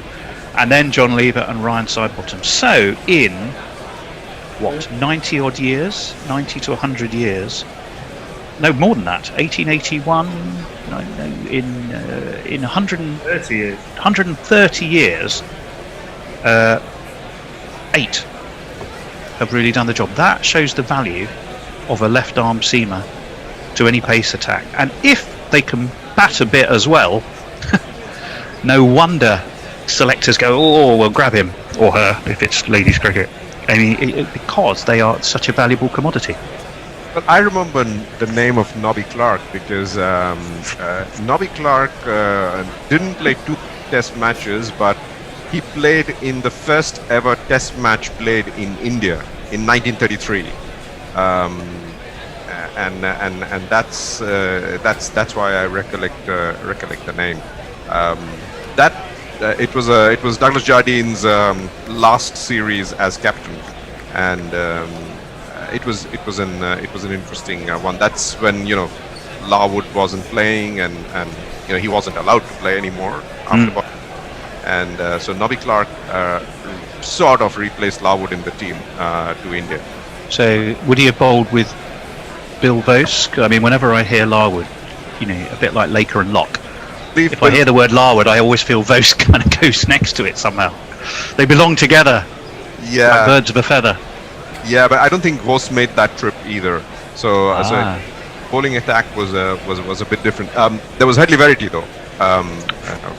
From a spin perspective, but left arm bowler, I love Sam Curran, and 2 years ago, I guess that's when he made his debut when India was in England.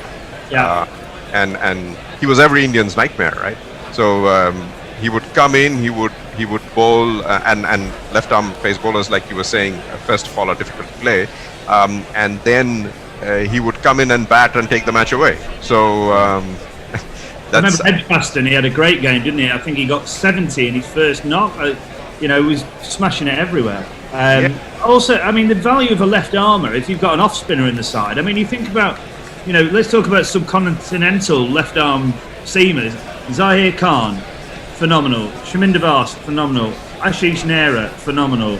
Wasim Akram, phenomenal. But if you've got, someone like Harbhajan, must have loved having Zahir Khan and Ashish Nehra in the side. Because they could swing it round corners early, take wickets. Foot marks, you thinking? But then the foot marks for an off spinner, bowling to right-handers. It must have been like a dream come true. I should make clear, actually, I'm not sure if I actually even said it. Bill Vose is top of that list. So working through those, what did I say, 8, 1, 2, 3, 4, 5, 6, 7, 8, no, 10, the top 10. Bill Vose, 1930 to 47, 98 wickets. So simply nearly 20 more than Ryan Sidebottom. There was one guy that you mentioned in there, Tony, that really stood out for me. I think it sounds like he played maybe 1912 to 1913 and took 45 wickets. That's a pretty good record to take 45 wickets in a year. Frank Foster, 1911 to 1912. Yeah, that warrants. I wonder if anyone's listening. Well, hopefully. No, let me rephrase that. to all of those of you who are listening, if someone could do a spot of research into Frank Foster, we'd be delighted to hear, because you're right, Johnny. That's not bad going, is it? Not bad going. So, by the way, the Jones we mentioned, Jeff Jones, is the dad of Simon Jones, who, of course, we obviously all do know. Yeah. Only too well. Amazing. To have followed Indian cricket as you have for many years. Zahir Khan and Ashish Nehra as two, great exponents of left-arm seam and swing bowling, must have been a joy to watch.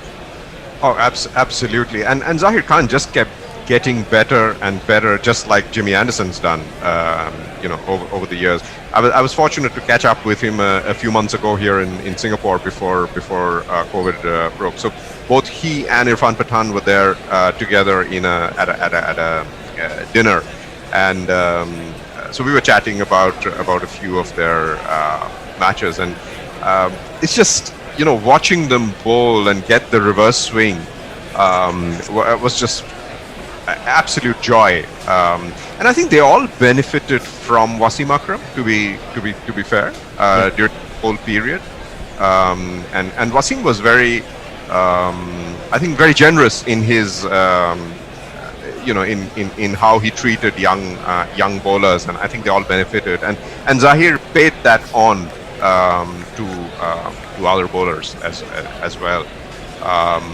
and I think Zahir also picked up a bit of the reverse swing from Darren Gough, if I'm not mistaken. Okay. Yeah. Anyway, I think we're about to start. Morning session 12:30 to 1:30. So, Johnny, you better take your position in the central missionary spot. Yes. Knuckle is there and ready to start jingling up the two batters and the bowler. He's on Instagram, and he's a Twitter fan. On the Ashes tour, not Ben Stokes, but he'll have to do. Everyone knows he's not hit a bowl, 'cause he can hit the ball really quite far. If the bowling's so far, the runs are sure to flow. Oh, he bats and he keeps, and that's what the deal is, because he's Muhammad Rizwan. Babar Azam, have you any wool? No, sir. He doesn't, because he's a cricketer from Pakistan, and he's a really good one. Thank you very much. Hi. When I heard the Chris Woakes thing there, I thought Knuckle must have been on the old text message, Joe Root again. But it does turn out that he has two balls of his over to complete from last night. So amazing to see that we are going to get some cricket. How much we will see throughout the day, we are unsure, but hopefully the rain stays away and we can have another reasonable day of Test cricket. Obviously joined by Tony Bishop. Hello again. And Amindir Dutta, all the way from Singapore. Great to have you with us. Likewise, great to be here. So I'm going to be out of the three of us, I have by far the least cricketing knowledge, so I'm just going to wibble through a bit of ball by ball for half an hour. I think you look at that on an average ratio of years lived versus knowledge attained. You're probably right up there. Well, maybe. We just have a higher aggregate time span to have accumulated knowledge. And hair. Yeah. Looking forward to this. Mohammad Rizwan on 4 not out from 5 balls. Obviously reasonably new to the crease. I think, gents, it's going to be a real tough start with the ball. Hope maybe swinging around still a little bit this morning for these Pakistani lads to get set. But you think that 200 would be their first target? Yes, I would. You got to take it. You know, the ball's moving, isn't it? It's working off the seam. It's moving in the air. I mean, they were unlucky yesterday in as much as, you know, when they went in, it was all behaving reasonably nicely. When they came back out, it was almost hooping round corners. So it'll be very interesting to see what it does. Right, Chris Wokes, Alice band in. He's sticking with it. He seems to be avoiding the barbers. Some of the lads had a go, but Wokes still with the new Alice band. Turns the top of his mark in for the first ball of the day. Past the umpire, Canterbury. Oh, and that does swing off length. Fully angled in at middle and leg stump and just defended away to backward point. There will be no run. All right. Reasonable start. You'd imagine that the lads will have been in the nets for the last 45 minutes or so, just getting loose and doing what they need to get themselves ready for the day. Obviously, these covers, such as the amount of coverage that is required these days, they're not the kind of things that you can whip off in 5 minutes like we used to playing league cricket up in the northwest when it rained. There's Wokeson again now. It's completely over, slightly shorter ball. It seems to leap a little bit past Rizwan, but well avoided, and that is through to Josh Butler for no run. You'd think that 200 would be the chat within the Pakistani dressing room as the first target, and then, you know, let's try and look to maybe get to 250, but, you know, 125 away with only the kind of lower middle order and tail left. You'd think that 250 is going to be a pretty tall order from here. Yeah, a lot's going to depend on Barbara Azam, there's no doubt about that. Hombre Nuevo says, afternoon Gorillas, being lazy as this needs a proper read, but I got as far as his 105 in an hour against Surrey. I'm not quite sure. Oh, brilliant. This must be about Frank Foster. Let me just have a look. Yes, it is Frank Foster. There we go. Thank you for that, Hombre Nuevo. I shall read that more carefully. But he has come to the rescue. Ralph the Wonder Llama, afternoon Gorillas, afternoon everyone. Cricket, yay! We probably need a jingle for Jimmy. We do. As you can see, we've had our eye on you for some time now, Mr. Anderson. Mr. Anderson. Mr. Anderson. Mr. Anderson. Mr. Anderson. Mr. Anderson. There's Jimmy in, and that's a straight ball. Didn't swing. Hits Babar Azam just above the front pad and just out into the leg side for a run. And some coverage there, just running through the wickets. Anderson from yesterday, 2 for 35. Obviously the Shah Masood LBW early on, and then the other catch taken by Rory Burns at third slip. Yeah, first ball didn't swing. Time to call it a day. Get him out. Get Ollie Robinson, as Dave Brooks would say. As Anderson in again now, past umpire Goff, and again straight, didn't swing again. Just worked by Babar Azam. Pretty comfortably blocked back up to Stuart Broad in that headband that he seems to have adopted and looks like he will stick with, a la Karate Kid, at mid-on for no run. Well, I think his dad put it on him to stop him swearing. Yeah. I think it's got some sort of electronics in it that his dad controls. If he thinks he's about to swear, he presses a button and it stops him doing it. Jimmy Anderson in again now to Babar Azam. Again, another straight ball. Does not swing, but well covered up by Babar Azam. Never looks in any trouble. He just looks a class player, this lad, for me. He you know, I may have given him commentator's curse there, but you know, he's well proven now and across all formats. Yeah, I think. I mean, I'll go as much as to say that he's probably the third best batsman in the world right now after Kohli and Smith. Oh, not me and Tony. As Anderson's in again, probably straight ball in it off stump, and Anderson ends up on his knees. The short mid wicket region as they scurry through for a very well quick one. In the world outside guerrilla cricket. All right, good man. Yeah, I thought that must have been what you meant. Nice to hear that our averages are available in Singapore, Tony, as well. I don't have mine. Mine were probably too long ago. A Cricket Archive has it. Cool. Buried away in an archive, somewhere in a very dark room. Obviously, very blustery there today. Yeah, just as Anderson again, fourth ball the over, left alone outside. Slightly different line to Rizwan. don't know if they think after the first test playing away from his body a little bit, whether they can bowl that channel outside off stump to nick him off. But he was looking to swing it into Barber, wasn't he? And yet he looks to be looking more for the edge for Rizwan. It does seem quite blustery down there today. I think obviously with the inclement weather that's been knocking around, it's not very calm. Difficult to bowl if you're running into the wind, but Jimmy now in to complete his 16th over. That one does swing away from the right-handed Rizwan and through to Josh Butler for no run. 1 run from the over. Pakistan 127 for 5. John Thompson says ridiculous that they're planning on taking lunch after an hour of play when they've been sat around since 11. Surely there needs to be a bit of sense of when the forecast looks a bit shit after 3 p.m. Yeah, I think you kind of have a point there. You could probably bend the rules a wee bit. Colt 1954 says, any chance they can stop ruining I'm not quite sure what this was about. Just reading it very carefully before I get stuck into it. Something about ruining Jerusalem, even doing it now with no crowd. Crazy. Oh, the song. Yeah. I thought I was getting into sort of Middle Eastern religion or terror or politics. I thought, hang on, I'll doubly read that. No, we're talking about the song, the hymn. Fine, I've got it. As Wokes in, swinging away from the right-handed Babar Azam, who leads comfortably through to Butler for no run. Interesting to see Wokes stay on there. I probably would have expected Broad to start, with Wokes just completing his previous over from last night, as we're looking at pictures of the Aegeus Bowl with the floodlights in full use. It does look quite murky down there, and obviously with some breeze blowing across the ground. But Wokes 8.1 overs, 1 for 26. It is moving from in the air, so maybe that's why they've stuck with him, as he's in now. And Babar Azam works that away through square leg, past a despairing dive at square leg, and it's going to run away for one of these. It's Nissan She. It's Nissan She. I think the difference there that you see, Andy, with Babar Azam is, you'd expect most batsmen to cover up and block that down the pitch, and Azam just, works it off his hit effortlessly for 4. Yeah, he's an excellent batsman.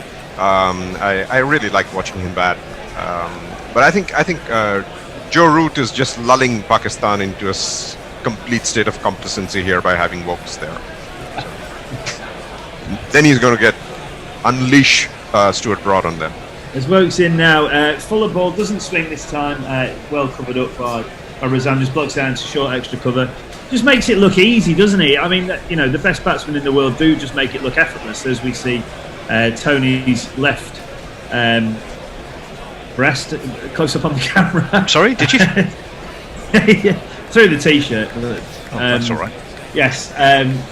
We just want a bit of extra bounce utilised by the English bowlers on day one, as Wokes not in the left breast. Just blocked out into short extra cover again for no run. Yeah, you'd expect it to be a bowler's morning. I think Pakistan have got a real job on their hands. You'd think here to build any kind of score. Babar obviously the key. 30 not out from 59. Scoring at strike rate of 50, which in the conditions is no mean feat. As Wokes in again now, 5th ball of the over, and that does leave. That looks like it's nipped away off the seam and then swung between the batsman and the keeper, but Butler does well, diving down to his right hand side to take it one-handed, and there will be no run. Well, I think Azam's decided that anything which is a bit short and on the middle, he's going to tackle. He's confident. Anything else, he's just going to leave alone. We were saying earlier, I'll come back to that just after this ball, as Wokes in again now to complete his over to Azam, and again that's slightly straighter, and as Anandia says, anything slightly straight, Babar Azam looks like he's going to be a bit more aggressive towards, and that will bring him 3 to end Chris Wokes' 9th over. The ball that Jimmy Anderson got Babar Azam with in the first innings on that second morning, I think Azam's gone for it because it was definitely full enough to drive, but just shows the skill of Anderson to get enough movement out of the pitch to nick him off to the slips. But I think he is absolutely the key to Pakistan building any sort of total here, isn't he?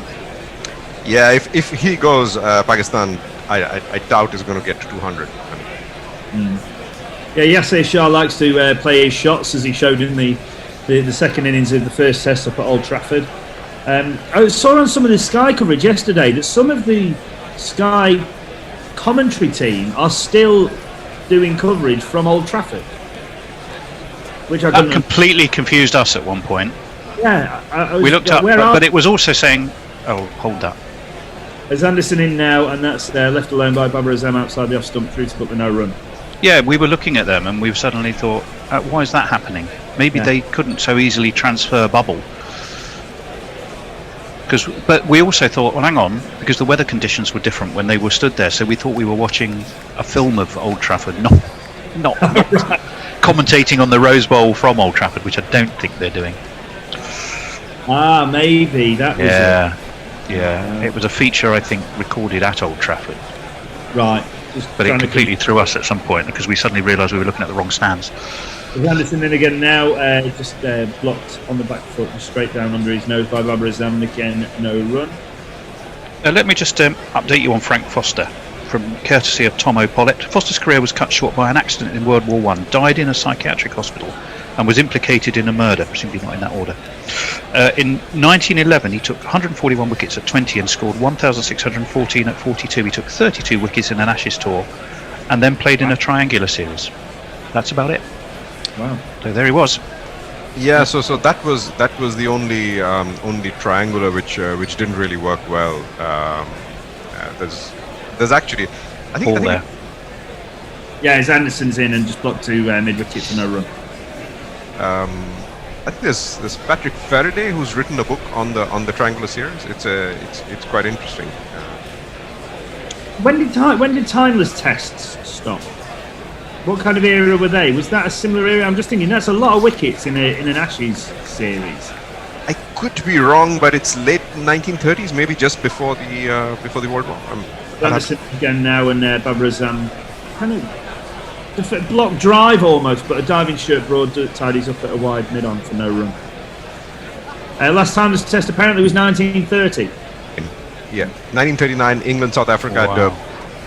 Okay. How many days was that? Was it something like 9 days or something?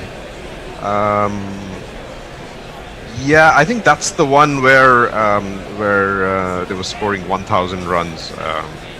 Wow. Like that. Wow. Anderson again, and that's left alone. Kind of, almost tried to play a cut, but then it left him too much. So Azam ends up kind of playing under that, and it goes through to Butler for no run. A bit like Kent facing the Sussex attack. So England won that one. The England South Africa. No, that was 1923. Yeah, the last one, 1939, was abandoned as a draw after 9 days of play spread over 12 days. Wow. And I remember that very well. That England would have missed the boat if they hadn't stopped. Oh, that's right. As Anderson completes over, and that beats Babar Azam. That's a great nut. Pitching on off stump and just leaving him, but harmlessly through to Josh Butler for no run. Talking about scoring 1,000 for, I don't know if anybody ever saw, but North Korea once played against Cuba, according to North Korean media, and I think their great leader scored like 600 and then took like 9 wickets for 3 or something. You can find it somewhere, but it was like when he went to the Winter Olympics and won the ice hockey gold on his own and all this kind of stuff. It's quite funny to see. But yeah, he played cricket against Cuba and got about 400 or something. I can't remember exactly what it was, but it's quite funny to find if you have the time to or inclination to have a look for that. Well, if you're an Indian, you don't want to hear about the 1,000 runs. As Wokes in, and that's guided away by Mohammad Rizwan. Down to the third man boundary, and it is well fielded by Dominic Bess and the slide, and thrown back into Butler. They will take 3. Because any Indian would remember Sri Lanka's 952 for 6 and would stop watching cricket for the next few days. Yeah, absolutely. Yeah, fairly attritional to watch that. Certainly the timeless test. I struggled to concentrate for 9 overs, let alone 9 days. I know. If you got your picnic hamper with you, the bar's open.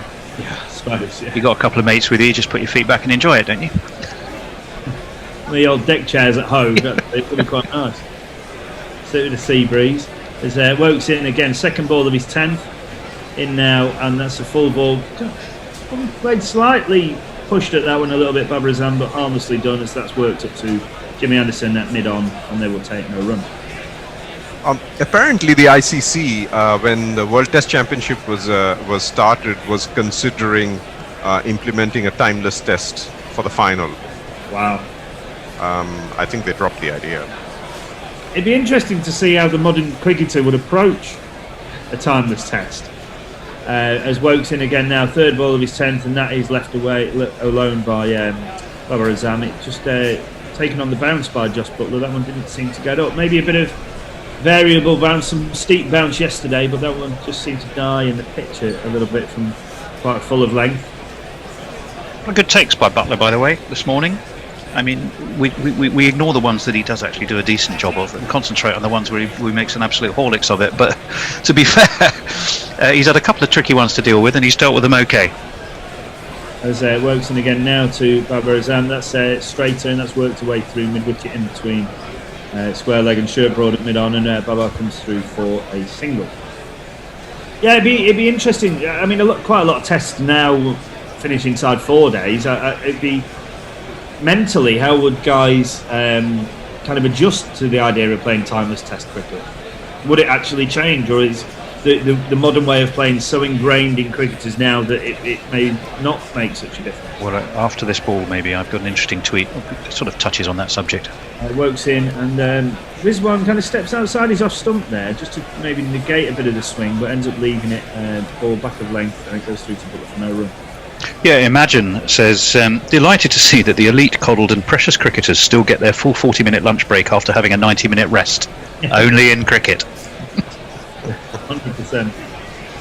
The shot of a cameraman there, probably from Getty or somewhere like that, braving the elements down at the Rose Bowl.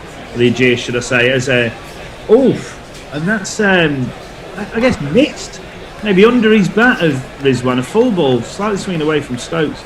Obviously no edge taken, but yeah, through to Butler for no run. Oh, that's just moved right past his outside. Didn't it just? Gits and Grats, good morning to you. Delighted as ever to have you with us. Says, Jono doesn't need to worry about his cricketing knowledge, he's always sharp. Tony doesn't need to be concerned about his advancing years. Well, he's timeless. And an Indo, well, he's just sitting there like a sea of calm with his two best sellers. I think he's referring to the books, not me and Jono, in that particular instance, just to be clear. Dave Wood says, is this actual live proper cricket? Yes, it is. Yes, it is. As Jimmy in to start his 18th over, 2 for 36. That's full into Baba Azam, and probably 2 straight, and that is racing across the outfield for 4 runs. Oh, that was so beautiful. 1 2 ka 4 4 2 ka 1. My name is Lakhan. My name is Lakhan. Carry on, Anadir. No, I was just saying that's such a beautiful touch. He's a class player, isn't he? He's willing to leave the straight ones alone and then take full advantage when he gets one that he feels like he can work to the boundary. Tony, something funny come through? Well, yes, Imagine was saying which Tony Bishop is on comms today, at Tony Bishop 1 or the other one with different talents. I can assure him it's definitely me today, not my namesake, who does indeed have different talents. As Anderson in, full ball on off stump, and Baba, as we were just saying, a ball that he doesn't look like he can score off, and so just blocks it back out to the offside for no run. Martin Lawrence asked an interesting question. When did the rest days finish? That's a really good question. And Indo, I bet you know the answer to that one. When did they stop having rest days? Not too far back. I can check. It's just a few years ago. It may be longer than you think, though. When you say just a few years ago, I often say that and realise it was like about 25 years ago. So I'd be interested to know. Anderson in again, and that does shape away from Baba Azam, but plays inside the line, a la Marcus Trescothick, and that goes through to Josh Butler for no run. It was about the 1980s, apparently. Yeah, you see, longer ago than you think. Don't forget, guys, the GPL is open. Pound a guess for the total runs made in the day's play, and the pot starts today at a full £53. So 53 to 1 on a £1 bet. It closes at 1:30 at the lunch break, as it would do usually at 1 o'clock. So slightly extended today. Anderson now in 17.4 overs, and Baba has a slight nibble at that one. Tries to force a drive off the back foot, but beats him on the outside edge and through to Butler for no run. I wonder if Baba, he's almost thinking, maybe he's going to have to try and play shots that, would he normally play that shot that has nipped away from him, as we can see from the camera from the wicketkeeper's end. But I think with the conditions and the pitch doing a bit, it'll still feel that, he will get the occasional boundary, but the bowlers will still feel in the game. As Anderson's in again to him now, and that is covered up well and solidly blocked straight back up the pitch to the bowler for no run. Quite a few people on YouTube, by the way. Kitty Eleanor Langan says hi, good to see you guys again. Ranjit Singh Sani says hi, Gorilla. Kara Sumath is with us, so is Z. So welcome to all of you.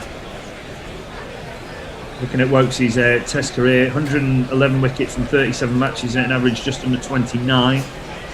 Best of 6 for 17. So probably undervalued, you'd say, by some when thinking about England cricket, but he's been a great bowler for us. As Anderson's in again now, and Babar Azam works that out to Don Best running in from mid-wicket, and there will be no run. That completes the 51st over. Pakistan 142 for 5. Also, a lot of people on Crick Tracker, so hi to Abhishek Goswami, Malik Jafir, and a number of others, Suhail Mala, Tusha Kali, and Azim S, amongst many others. I'm sorry if I can't mention you all. There are a lot of you. Also on Twitter. Hold on 1 second. Let me get my picture up so I know I'm not missing stuff. Yes, sir. Since you asked, the last Test match with the rest day was played in 1997. Oh, really? So that is actually more recently than I would have thought. So you were dead right. As Chris Wokes in now to start his 11th, 1:37 currently into Mohammad Rizwan, and that is driven back up, well collected by the bowler on his follow through, and there will be no run. Good shot for None. That you think if the bowler misses that's well inside mid off and probably scooting towards the boundary. So Chris Wokes has done a fine job there to pick that up on his follow through. Sorry, I have an interesting one here for you. So. Although the last official rest day was in 1997, on December 30th, 2001, Zimbabwe versus Sri Lanka was stopped to celebrate the Buddhist full moon celebration. Ah, right. Wow.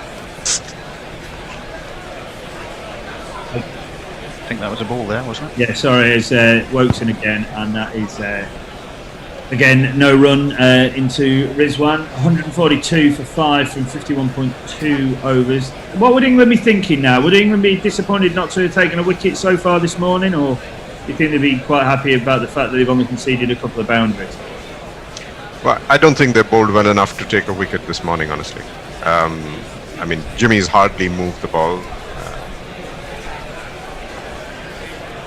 But Wokes in again now to Mohammad Rizwan, and that has shaped away. Butler is doing well. The ball's swinging after the back quite a lot in this first day and a bit of a session. So he's always been working hard with Bruce French in between tests, the England wicket-keeping coach. But there's a man who does have an interesting hairstyle. Yes, There's hardly been a delivery which has swung from the off stump. Yeah. They've all been outside.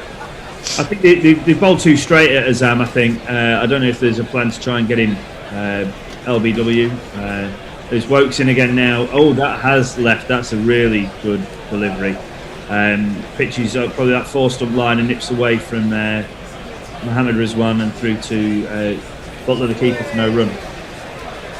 Yeah, you wouldn't necessarily think that Azam is an LBW candidate. I don't know whether they're trying to draw him into that drive by bowling that the ball that pitches on off and then leaves him, but it's going to have to leave him, considering how soundly he plays defensively, he's going to have to do a fair bit off the pitch to induce an edge, you'd think.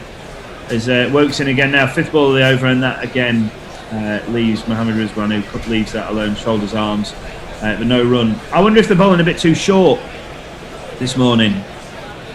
And I think they are. And whatever they're pitching up is not really on the stumps. and if it's on the stumps, it's not moving. So Yeah. it's not great bowling. Yeah, Except this ball 2 balls ago. Yeah, we've seen it a couple as Wokeson again now to Mamada as well, and collects that in his follow through. It's another drive by the batter. There will be no run taken. 52 overs completed, 142 for 5.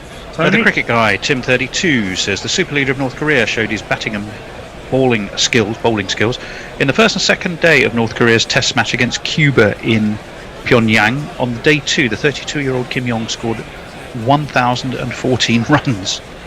Really? Good lord. Bynod says Guerrilla India South Sri Lanka match that you were commentating over was a bizarre display of people chasing their personal records. May you also be reminded that India 2 scored more than 500 plus, and that insipid match had an even more insipid draw. Well, thank you for that. There you go. There's Anderson in to start his 19th over to Babar Azam. That looked to nip back in towards Babar Azam off the seam rather than what the away movement that you'd expect to see from Jimmy, but through to Joss Butler, and there will be no run. Jersey Oak says, I guess I'm Forever Blowing Bubble should be Archer's theme tune. Little harsh. If you saw it, he had his gloves on yesterday, and someone had obviously given him a Sharpie, and he was drawing little cartoon drawings on his blue glove.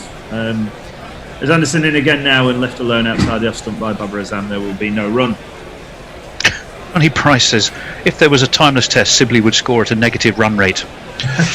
I'm not having this about Dom Sibley. Give your wicket away at a high price. Yeah, it's a 5-day game.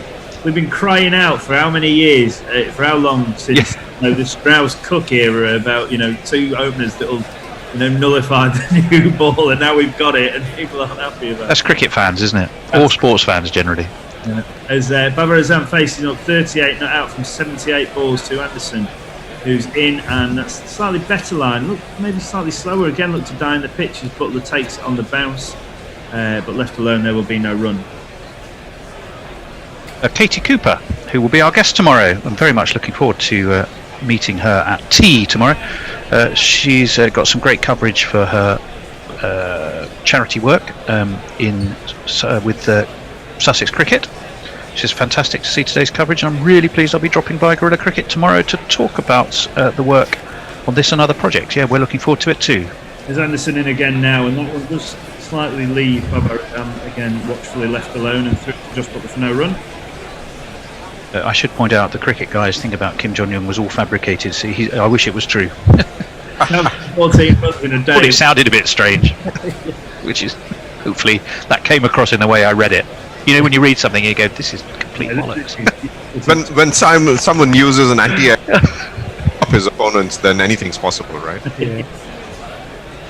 There's Anderson now, top of his mark, 5th ball of his 19th over. And that's into Babar Azam. There's the straighter one. It does look like they may be looking to target in LBW, but that's just blocked out into forward square leg position. And again, no run will be taken. That Sri Lanka test match, India-Sri Lanka test match we were talking about with the 952 for 6. I don't know, Tony, if you recall, I have that in Wizards about Nilesh Kulkarni, who made his debut in that match. Yes, you do. Of 70 overs, 1 for 195. There's Anderson in again now to complete his over, and that's left alone by Babar Azam, harmlessly through to Butler for no run. So 1 for 195. 12 overs. Well bowled. Indeed. Paul Kemp says there's often a rest day at any Old Trafford test. Yeah, you have you do rather have a point there, although. When I looked at sort of a panoramic view of the Rose Bowl just now, the sky looked dark and brooding, I have to tell you all. So keep your fingers crossed, but expect there to be, indeed, there it is, expect there to be some delays again during the day, I fear. Those lights are shining brightly, Johnny. Yes, they are, yeah. The weather looking pretty inclement. It looks like the cloud might be quite high. If you look in the top right-hand corner of our screen, there was a tiny bit of blue, so hopefully that's moving towards the ground rather than away from it. As Wokes in to start his 12th over, and that's a decent ball angled in it off stump, just leaving Rizwan, and there will be no run. Surprising not to have seen Stuart Broad so far this morning, gents. I'll let Anindo take that just while I check out cricket hot mic. I'm very surprised to see him not bowl. I would have thought they would have given him first go at the Pakistani.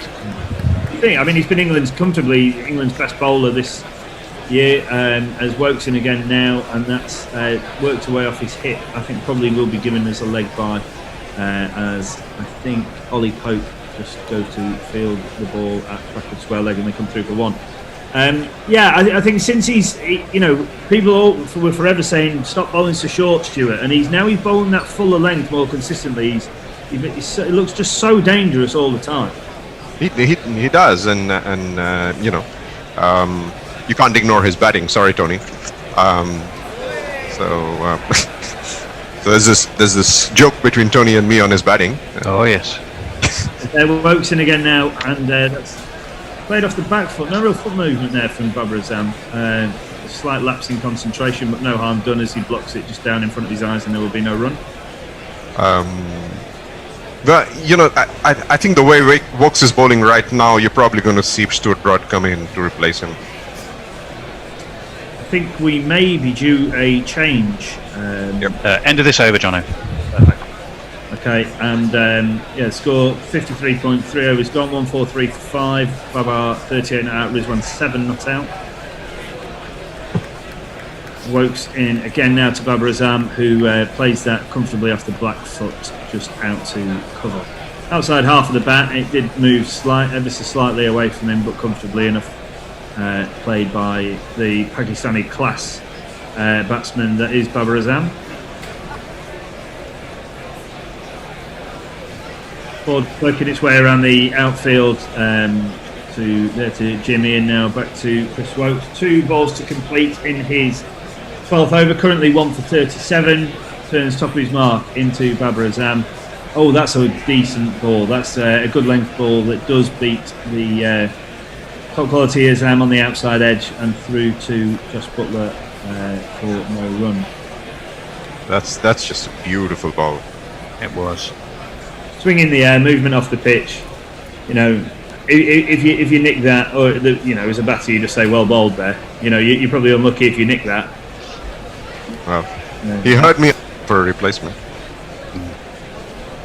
Wokes in now, the final ball of his spell and mine as Babar Azam. Short ball, looks to pull it, but doesn't look like it came onto him, and that's just worked out into mid wicket. But they will take no run. I will pass to Tony, and shall see you all later on. Thanks for now. See you later. I'm off too. Thank you both, Jono and Anindo. We will be seeing you later, I'm sure. I'm joined by the inimitable Fred Titmus and the amazing, hello Fred, and the amazing Nestle Boy. Good morning. I'm on brand. Have you noticed? You're on just about every brand we've got going, Nestle's. You are a logo fest. You're a one-man logo fest. Looking fabulous. We are going to have that change of bowling. But I don't think it's going to be Stuart Broad. It's going to be Sam Curran, who we were chatting about this morning. So let's jingle him up before Knuckle loses an arm waving it about. Is he a better bowler? Sam Curran. What's his distinguishing feature? Sam Curran. His dad's from Zimbabwe. Sam Curran. And he's beloved by Liz Yates. Sam Curran. Yeah, we were talking quite a bit about Sam Curran this morning. He's going to be left arm over now and in. And forward nicely comes Rizwan's way into the offside. 143 for 5. There was no run there. Yeah, we were going through the top 10 wicket-taking left-arm seamers. I don't know if either of you I know you mentioned, excuse me, the only professional cricketer I've faced in the nets. Who was that, Nestlers? John Lever. Okay. I'll tell you about it. Man of Essex, of course. Determined, screwed up face as ever, and flicked off his leg that by Rizwan. It's through square leg. They'll take one. They will come back for 245 for 1:05. Yes, Bill Vose was top of that list. We also discovered Frank Foster, who we didn't know much about, but we do now. Simon Jones's dad was in there.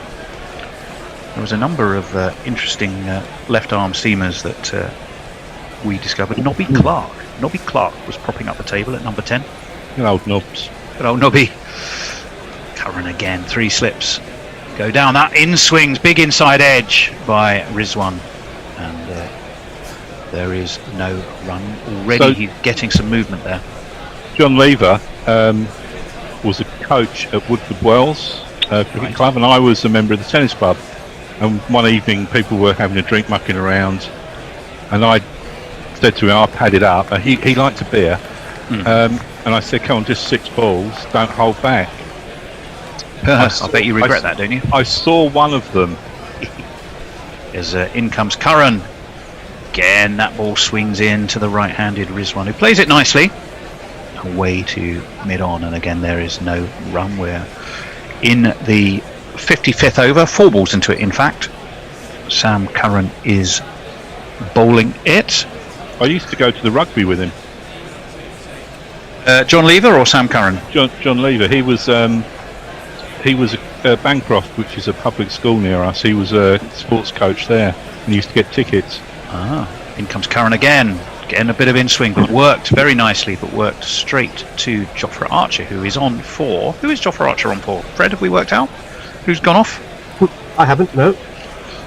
Sorry about that. Didn't mean to put you on the spot. It's good only because I didn't know. Now Curran, of course, who we understand. I've always wondered, who is the president of Botswana? Tony, can you help us on this? I can. I'm sure Google can. As a Mahmood has been. Is he? No, he's not the president of Botswana. No, slanted across. Now that's how he got his wicket yesterday, and he was looking for the same again today. Although that was driven straight to extra cover. But two in swingers followed by one slanted across a right-hander was what did the trick yesterday. It didn't do the trick today, and there was no run. Let's have some tweets and messages. Would you like some messages and stuff? Sports Tiger have been tweeting away, including us on their tweets. Barong says, looking at the rain radar, it should be clear for the remainder of the day. However, we are talking about the English summer. Messi Jazz is with us. Nestlers, not Fred, Bish. Welcome to the triumvirate of sages. That's what we are. Richard Benser on Hot Mic apparently says Sam Curran looks like the goblin out of Spider-Man. Oh, Played by Defoe, wasn't it? Yeah, we are going to see Stuart Broad. Some would argue, belatedly, but here he is. Not batting. Sweep the leg, Brody. Got the best headband around. Something has got to keep her down. Got the best headband around. Your ego ain't gonna be kept down. Got the best headband around. Even though your hair is thin now. That's down leg side, little flick from Barber. Doesn't lay anything on it. It's through to Joss Butler. Bowling from the pavilion end is Broad. Technical question from Warren on Hot Mic said, could you reset it? I think he's having problems syncing. What's he syncing about? Or is he waving? 2 terrible jokes, both of them old. Simultaneously. 3 slips go down, Broad in, wide of off stump, and not surprisingly, Babar Azam is looking quite well set, and Pakistan need him to be, because he needs to really anchor this innings going forward, but quite clearly decided he needed nothing whatever to do with that. We think that's an old message, by the way, Nestlers. 145 for 5. That new Stuart Broad jingle, presumably it's based on a song that I don't recognise. I mean, it might be something that's been a hit since 1994, so I wouldn't recognise it, but do let us know what it is. Broad again, number 8 on his back, headband, the best headband around indeed, and again this is slanted down the leg side of the right-hander, and again Babar Azam has a little flick, and again he misses it, and it's through to Joss Butler. Well, it's a poor man's Roger Federer, isn't it? I mean, come on. Well, the headband? Yeah. Well, I don't know. You say it well, that I way do. because you're a tennis fan. Well, he's the greatest tennis player of all time. I'd like to see Roger Federer, coming in from the pavilion end, seeing if he can get the ball to swing after 55 overs. Tony, I wouldn't bet against him. Well, no, actually, to be fair, a natural sportsman with an eye for a ball. I said that same thing to a friend of mine a week ago about Federer being the best tennis player of all time, and the person I mentioned that to after the ball. We shall wait as ball comes in from that pavilion end. Again it's on leg side, and again it's just flicked around the corner this time, down to long leg. And Barber will help himself to the easiest of singles. Said that Federer has a losing record against both Nadal and Djokovic. Yeah. Which is He's got more slams than they have. He does have, yeah, but against the two of them, I don't know who's ahead between Nadal and Djokovic. But that's one way of working out.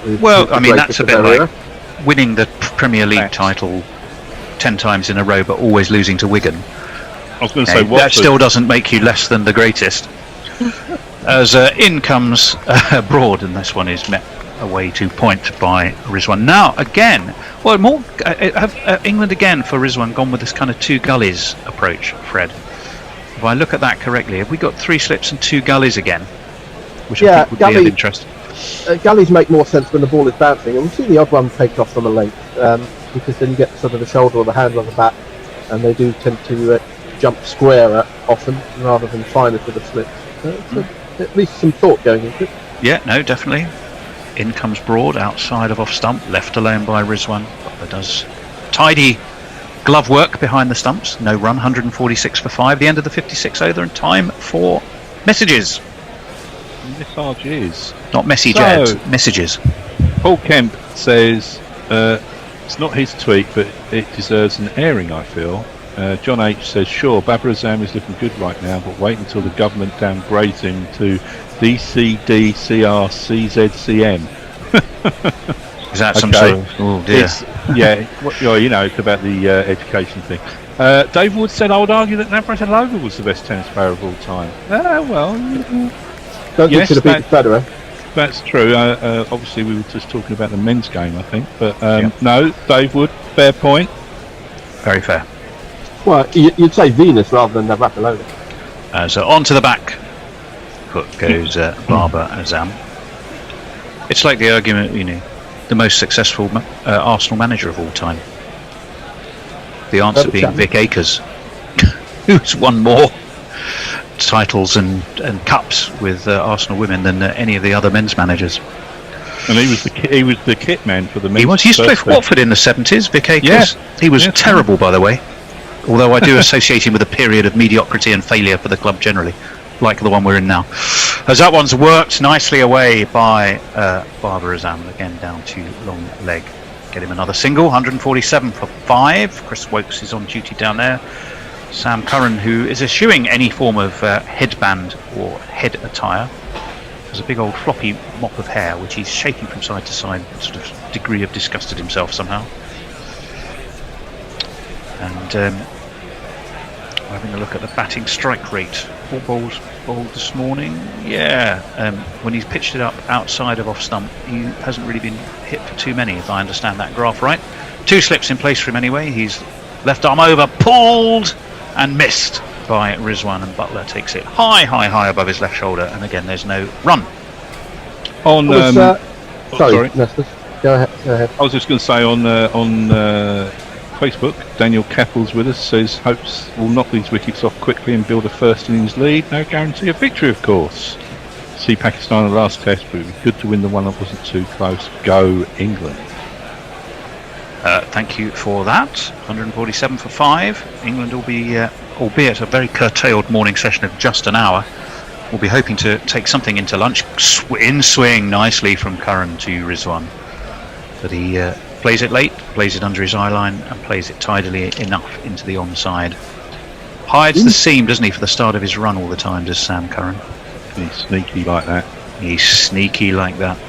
Yeah, interestingly, it's visible for quite a long time at the end of his run. I mean, which makes you wonder why do it. Yeah. Is it just the way he holds the ball? It might be. Maybe it's not. some sort of skullduggerous attempt at concealment. He's in, left alone outside of his off stump by Rizwan, who, as if to prove the point, re-practices exactly the same shot without the ball coming, lifting his bat high above his head. Suggestive of a mindset that's prepared very much to play each ball on its merits, which is precisely what you need to do. It's only day 2, there's been a lot of time left, and there's a bit of life in the ball and wicket still. So you need that resolution, which Rizwan is doing his best to show at the moment. Curran is in. Oh, he's got that look of determination, doesn't he? That one is looking to slant it across Rizwan, who plays it nicely. Front foot forward, guides it to cover, but again there is no run. I still maintain he looks like River Phoenix. Does he? Well, there you go. You know who that is, Tony? Well, yes, Joaquin Phoenix's brother. Sadly, is it River, who sadly is no longer with us? Well done. Good God, Is there any reason I wouldn't? Well, know no, who just River Phoenix was? Sometimes you do seem confused. The cricket guy says Wigan will be chuffed to be compared with Nadal and Djokovic. Yes, they would. The point is interesting because Federer has won a lot of Grand Slams, but he often plays Nadal and Djokovic sort of in the very late stages of those tournaments. So you think if he has a losing record against those, it doesn't seem to add up, those two things. True. Anyway, in comes Broad, and forward comes Babar Azam. 40 for him off 93. And I'm assuming those statistics are correct. I mean, David Hughes, my teammate at Blenheim, who's a very, very, very big tennis fan, probably got that right, and I'm just taking his word for it. You could argue that Rod Laver getting 2 Grand Slams, proper Grand Slams in the calendar year, 62 and 68. Broad in again, 3 slips, left alone again. There's that high lift of the bat by Babar Azam. This is good, disciplined cricket from these 2 Pakistan batsmen this morning. It is. I think they'll be delighted to have got through 45 minutes, without even looking in danger, to be honest. Because they must have been scared that they could collapse in a heap, but it hasn't been like that at all. No, as we've said, I think England will be a shade disappointed. The conditions certainly do continue to look conducive to the ball swinging and moving. Ominous dark skies, Broad in, wide outside of off stump, and again easy enough to leave that one alone. You'd have been daft to chase that one, I think, unless it was a one-day game and you needed 20 off the last over, because it was well wide. I didn't get to see a lot of the game this morning. Was there movement? It feels very humid here. I don't know what it's like down in Southampton, but there was a bit, not as much as we'd hoped for Jimmy. There certainly was for Wokes, and there has been for Curran, but not as much as yesterday when they came back out again. Left again, a bit more of a well-judged lead, that one, by Babar Azam. Stuart Broad though just turns on his mark, the best headband around, pressed tightly to his forehead. That was a well-judged lead. We're going to have a look at that one from behind the stumps. Yes, left on height, I suspect, and on length, but both Butler and Root at first slip did that sharp intake of breath that suggests it was close enough, and it was possibly a moment of fortune for Barber, or good judgment. We'll give him the benefit of the doubt. That one he plays nicely, it rears up for the length, and he gets nicely on top of it, guides it to backward point, where Dominic Bess is shining the ball on his shirt. Not particularly great test match for him at Old Trafford. We've had a lot of discussion about England spin bowling resources during the rain yesterday, I recall. If it was yesterday, Nestle, I can't remember. I get my days so confused. As in comes Broad again, left alone once more by Barber through to Joss Butler. 86 miles an hour. It's the end of that Broad over, and more messages from the man in glasses whose name escapes me. Okay. Says, I once saw Roger Federer play live at the O2 and it was an absolute joy to behold. He just seemed more effortless in the flesh. Just like watching Steve Smith bat forever in the last Edgbaston Ashes test was even more annoying in the flesh. Yeah, Federer does kind of glide around the court. It just looks. He does it like all great sportsmen. He makes it look easy. He conducts himself with a lot of class off the court as well. There is something. He seems to be one of life's natural gentlemen. Yeah, there's lots of stories that I've got about him and off the court. Are they not so good? No, they're generally nice. Oh, right. Okay. In comes Curran, and again it swings in to the right-hander, who plays it very, very correctly indeed. High elbow, straight back, head solid as a rock, and ball away to the offside. Nadal tells a funny one where he walked into one of the hotel rooms Roger was staying in, and his wife's there, and Roger's going around tying up all the bags out of the bins and collecting all the stuff up, and Nadal's going, Roger, you know they have cleaners, don't you? And his wife just looked at him and just said, don't. Curran's in, played away to short fine leg. There wasn't one, so square leg has to trot around and be an easy single. So Rizwan moves himself on to 10. Barbara Azam will take strike again. He's on 40. 1 for 27 for Curran. No success at all for England yet today. Some frustration indeed. I think. Yeah, it's interesting. I mean, Pakistan fans are very vocal in support of their team, and coming into the series, great job. Yeah, as in comes Curran, and that one's the one slanted across the left, the right-hander, but is through to Josh Butler. He seems to be very much looking for the 1-2-3. Almost too predictably now. In swinger, one slanted across. In swinger, then the one slanted across. You've got to shake it up a little bit occasionally, haven't you, Fred? Well, let me just finish the thought I was saying the previous ball, but there's not time to because Karen's coming into bowl again. No, sorry about that. Short. He has mixed it up a bit. Drops one short, but easy for Barber to duck under, and there's no run. The Pakistan fans are the same, very vocal, very supportive of their team. You wonder coming into the series how realistic it is to expect Pakistan, even a young, an exciting bowling attack, to beat England at home in the bizarre situation we're in, where Pakistan haven't played for a very long time. England have just come off 3 Test matches in a row, and England do not lose a lot of home series. They never lose a lot of home series. I don't think they've lost a 3-match series for about 8 years. In and well, Barbara Azam has literally no idea what happened there, and I've got to be perfectly honest, neither have I. He stepped back onto his stumps. You and Barbara are the same. Yeah, we're separated at birth. Well, we will have a better idea now. Yes, the ball drops down to his feet, then bounces up a huge amount, and actually ends up next to him or just marginally behind the stumps. But Barber had literally no idea. He was protecting it. He nearly steps back onto his stump. He was worried that it was going to spin back and hit. Yeah, well, I think he was. That one he waits for, plays nicely. He knew what he was doing. Foot. It's the end of the over. And, so you're wondering, just to finish, how realistic, looking at it from a neutral perspective, how realistic are the Pakistan fans' hopes for winning this series? Because you'd have to say they're huge outsiders. As I say, in terms of the fact they haven't played any meaningful cricket for a long time, and England are come, in the middle of a series as far as they're concerned. So, it's good that Pakistan fans are supporting their team and very vocally supporting their team. But I think a lot of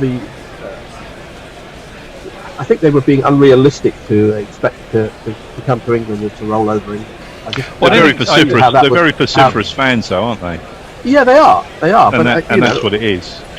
What do you say? Yeah, I mean, you say roll over England. I don't think that was going to happen. But with the attack and the potential they have in their batting, I'll just hold that thought for a minute. Brought in, left alone again by Rizwan. Clearly, the 1 hour session brings lunch in only 10 minutes, and they want to ensure that they're there when that happens.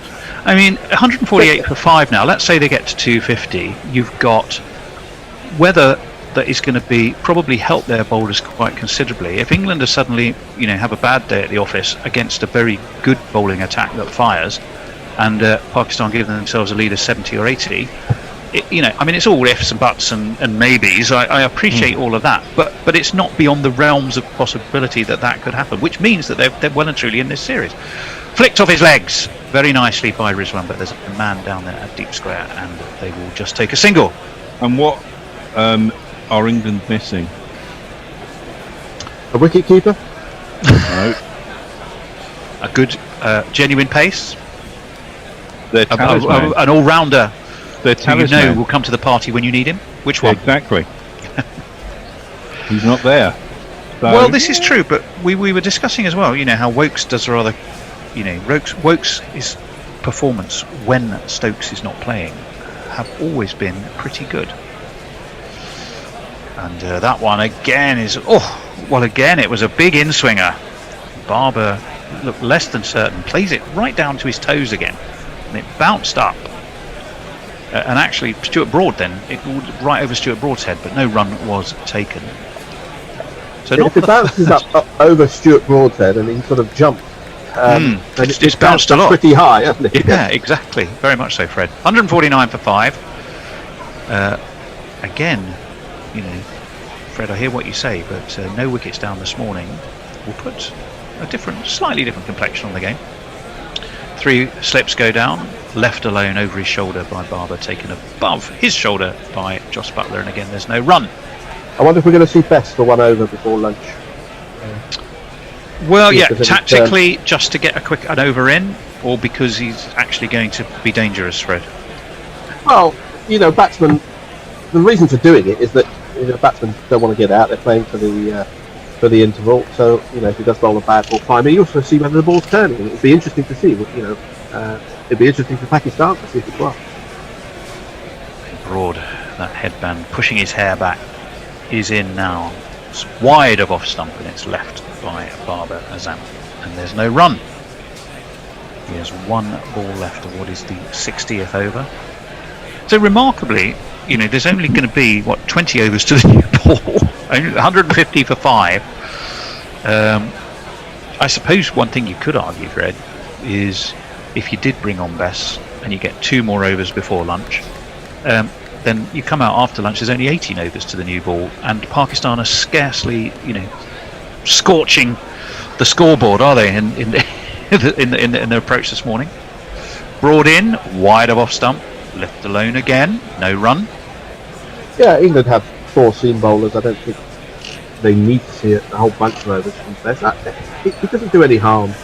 There's very little downside to bowling.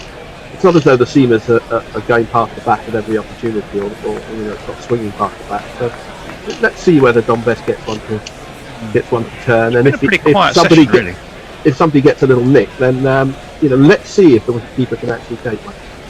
So many variables. So many variables. Well, I think that's the one you're really most focused on, though, Fred. Is if there's an edge, will the wicketkeeper take it? It's an high on abandonment your list of things to check out. Of the job of the England selectors to not select the wicketkeeper repeatedly, and after being shown quite clearly that he's not up to the job in the last test, to just persevere with him is mind-boggling, really. Well, it's going to be Sam Curran playing in his 19th test, yet to lose a test match. In fact, I think win every test match he's played in the UK, if I'm right. Certainly the last 8. And he's coming around the wicket to the right-handed Rizwan, who plays that very tidily down to long leg. Helps himself to a single. And sorry, Nestlers, were you about to say something? I was just about to quickly get in a tweet which Go for it. has baffled me. Hombre Nuevo, sadly I don't have the musical ability to do this. Could someone create a jingle for Barbara Azam to the Beach Boys Barbara Ann? I thought we have one. We absolutely have that. We just haven't played it recently. It's been updated. But Barbara Azam is definitely in our tweet library, I can assure you. It's our old Barber jingle. Yeah, I thought that was the case. So I'm not going mad. Continuing around the wicket, but wide of the off stump for the right-hander, who plays it down to back point. No run. 150 is up there. Mad, but not on that particular shot. No, mad on other things. Messi Jez says Federer's record last 3 years would not be in line with the greatest all time. Figures against Nadal and Djokovic are probably impacted by matches after his peak. He's still the greatest though. He's going on at the top level. Look at his age. I mean, I don't know anyone else who's done that. comes Curran around the wicket, flicked nicely off his pads. Down to deep mid wicket. They will take 2. Now, Fred, what do you think about this Curran coming around the wicket? To me, it just seems to be serving up balls that are easy to flick away into leg and easy runs for Pakistan. You're right in that his natural angle of swing is in swing for the right-handed batsman. So if it starts from outside the off stump, the pitcher's middle is going to go further. If he tried to put it outside the off stump and see if it swings in to attack the stumps or the pads, then perhaps, but that's not really what he's bowling. Well, he's in again, and this one is driven. I don't know Curran will mind that, but it's driven straight to cover. Crawley, the fielder, there. 152 for 5. I don't see the point of it, to be honest. I think it's a much better line bowling from over the wicket, because if it doesn't swing, you're bringing the slips and deeper into play. Yeah, the ball pushed across. Which of course is how he got his wicket. He must have heard me when I said the old 1-2-3 was becoming a little bit predictable, because he's mixed things up a little bit now. Slipped in a bouncer, come around the wicket. He's clearly striving for anything that gives the batsman something else to think about. 2 slips go down, but again it's worked off his hip. It's away to mid wicket. They should, I would imagine, get another 2. And very much to prove our point, almost, Fred. Around the wicket he comes. He's pushed it onto leg, and it's comparatively easy pickings for a man like Barber, who's got his eye well in.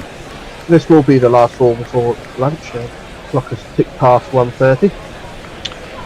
He was on Sky Sports this morning talking about he wasn't getting his line right at all. This is Sam Curran in this case. Yes, I can wibble for a bit of lunch, but not all of it. Knackle was the answer. Flicked away again. Down to long leg, a single taken.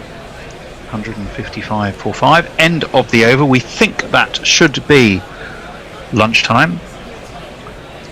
It is. 155 for 5. 61 overs completed. We've had 15.2 overs this session because Wokes was finishing. 29 runs only. And a run rate of 1.89, which does tell a story that it's been a more attritional rather than exciting hour. And we've had a few tweets where people have said, well, hang on, what's going on here? These guys have had their feet up for hours on end, and surely you could extend the morning session. And well, I kind of you tend to have agree. to make regulations quite clear in advance. You don't have the freedom, because there's always going to be one team that's on top, and if you start changing the match conditions because you feel like it looks like you're helping one team or the other. So you have to have rules that are set down well in advance and are not changeable, because otherwise it's open to manipulation. I mean, a good session for Pakistan, not a perfect session, because although they came through that hour without losing a wicket, and they'll be very glad about that, the fact that they've scored only 29 runs in that hour means that the pressure is still on them, because this looks like the type of wicket where it's possible that the wickets could fall in a heap. So they've prevented that, but they haven't pushed on and get enough runs to feel confident that they might not still get a subpar first innings total. Well, yeah, you have a point there, Fred. I mean, the other consideration is that if they're not scoring runs at any appreciable rate, they're not putting therefore the runs on the board. That new ball rolls around, and let's say they've only got themselves to 180. The new ball in these conditions could very easily, be pretty dangerous. It could. We haven't seen the ball swing dramatically. We haven't seen any great movement, obviously. It hasn't been anything like that last session yesterday in terms of difficulty that the bowlers are causing the batsmen. So it looks a bit easier today, and the Pakistan batsmen have comfortably negated anything that has been thrown at them. It's probably not, as Victor said earlier, it's probably not the best that England have bowled, but they do have, sometimes they come out after an interval and they look like a different team. I think they may need a stern talking to, or maybe it's just not doing very much. Well, that certainly happened yesterday. Quite a placid wicket, yeah. When Pakistan won the toss. Yeah, they looked like the conditions were much harder in the second session yesterday. It looked really tough. Not so this morning. I'd go along with that. But things are looking pretty changeable. Now, we are, of course, into lunchtime. GPL is closed. We should have reminded folks. But is still there. Was 53 in the pot. Knuckled, has that changed? Yep. We are going to play. We're going to play my chat with an Indo about Wizards, which is, well, he's certainly very interesting. All I do is ask the questions. But I will just quickly. Yes, Wizards. The story of Indian spin bowling. Gandalf. Oh, right. No, story of Indian spin bowling by now. Spelliarmus. Indeed, Spiniarmus, Expiniarmus, Exlegiarmus, or Offiarmus. Right. Well, scorecard. Yes, I mean a lot of this, of course, was yesterday, but I can tell you, Shah Massoon, of course, went for 1. LBW to Jimmy Anderson, who found exactly the right full in-swinger to get him LBW. Abid Ali, he made 60. Fairly cautious runs off 111. Caught Burns bowled Curran. Azhar Ali 20. Caught Burns bowled Anderson. Babar Azam is still there, of course. 45 not out. Asad Shafiq caught Sibley bowled Stuart Broad.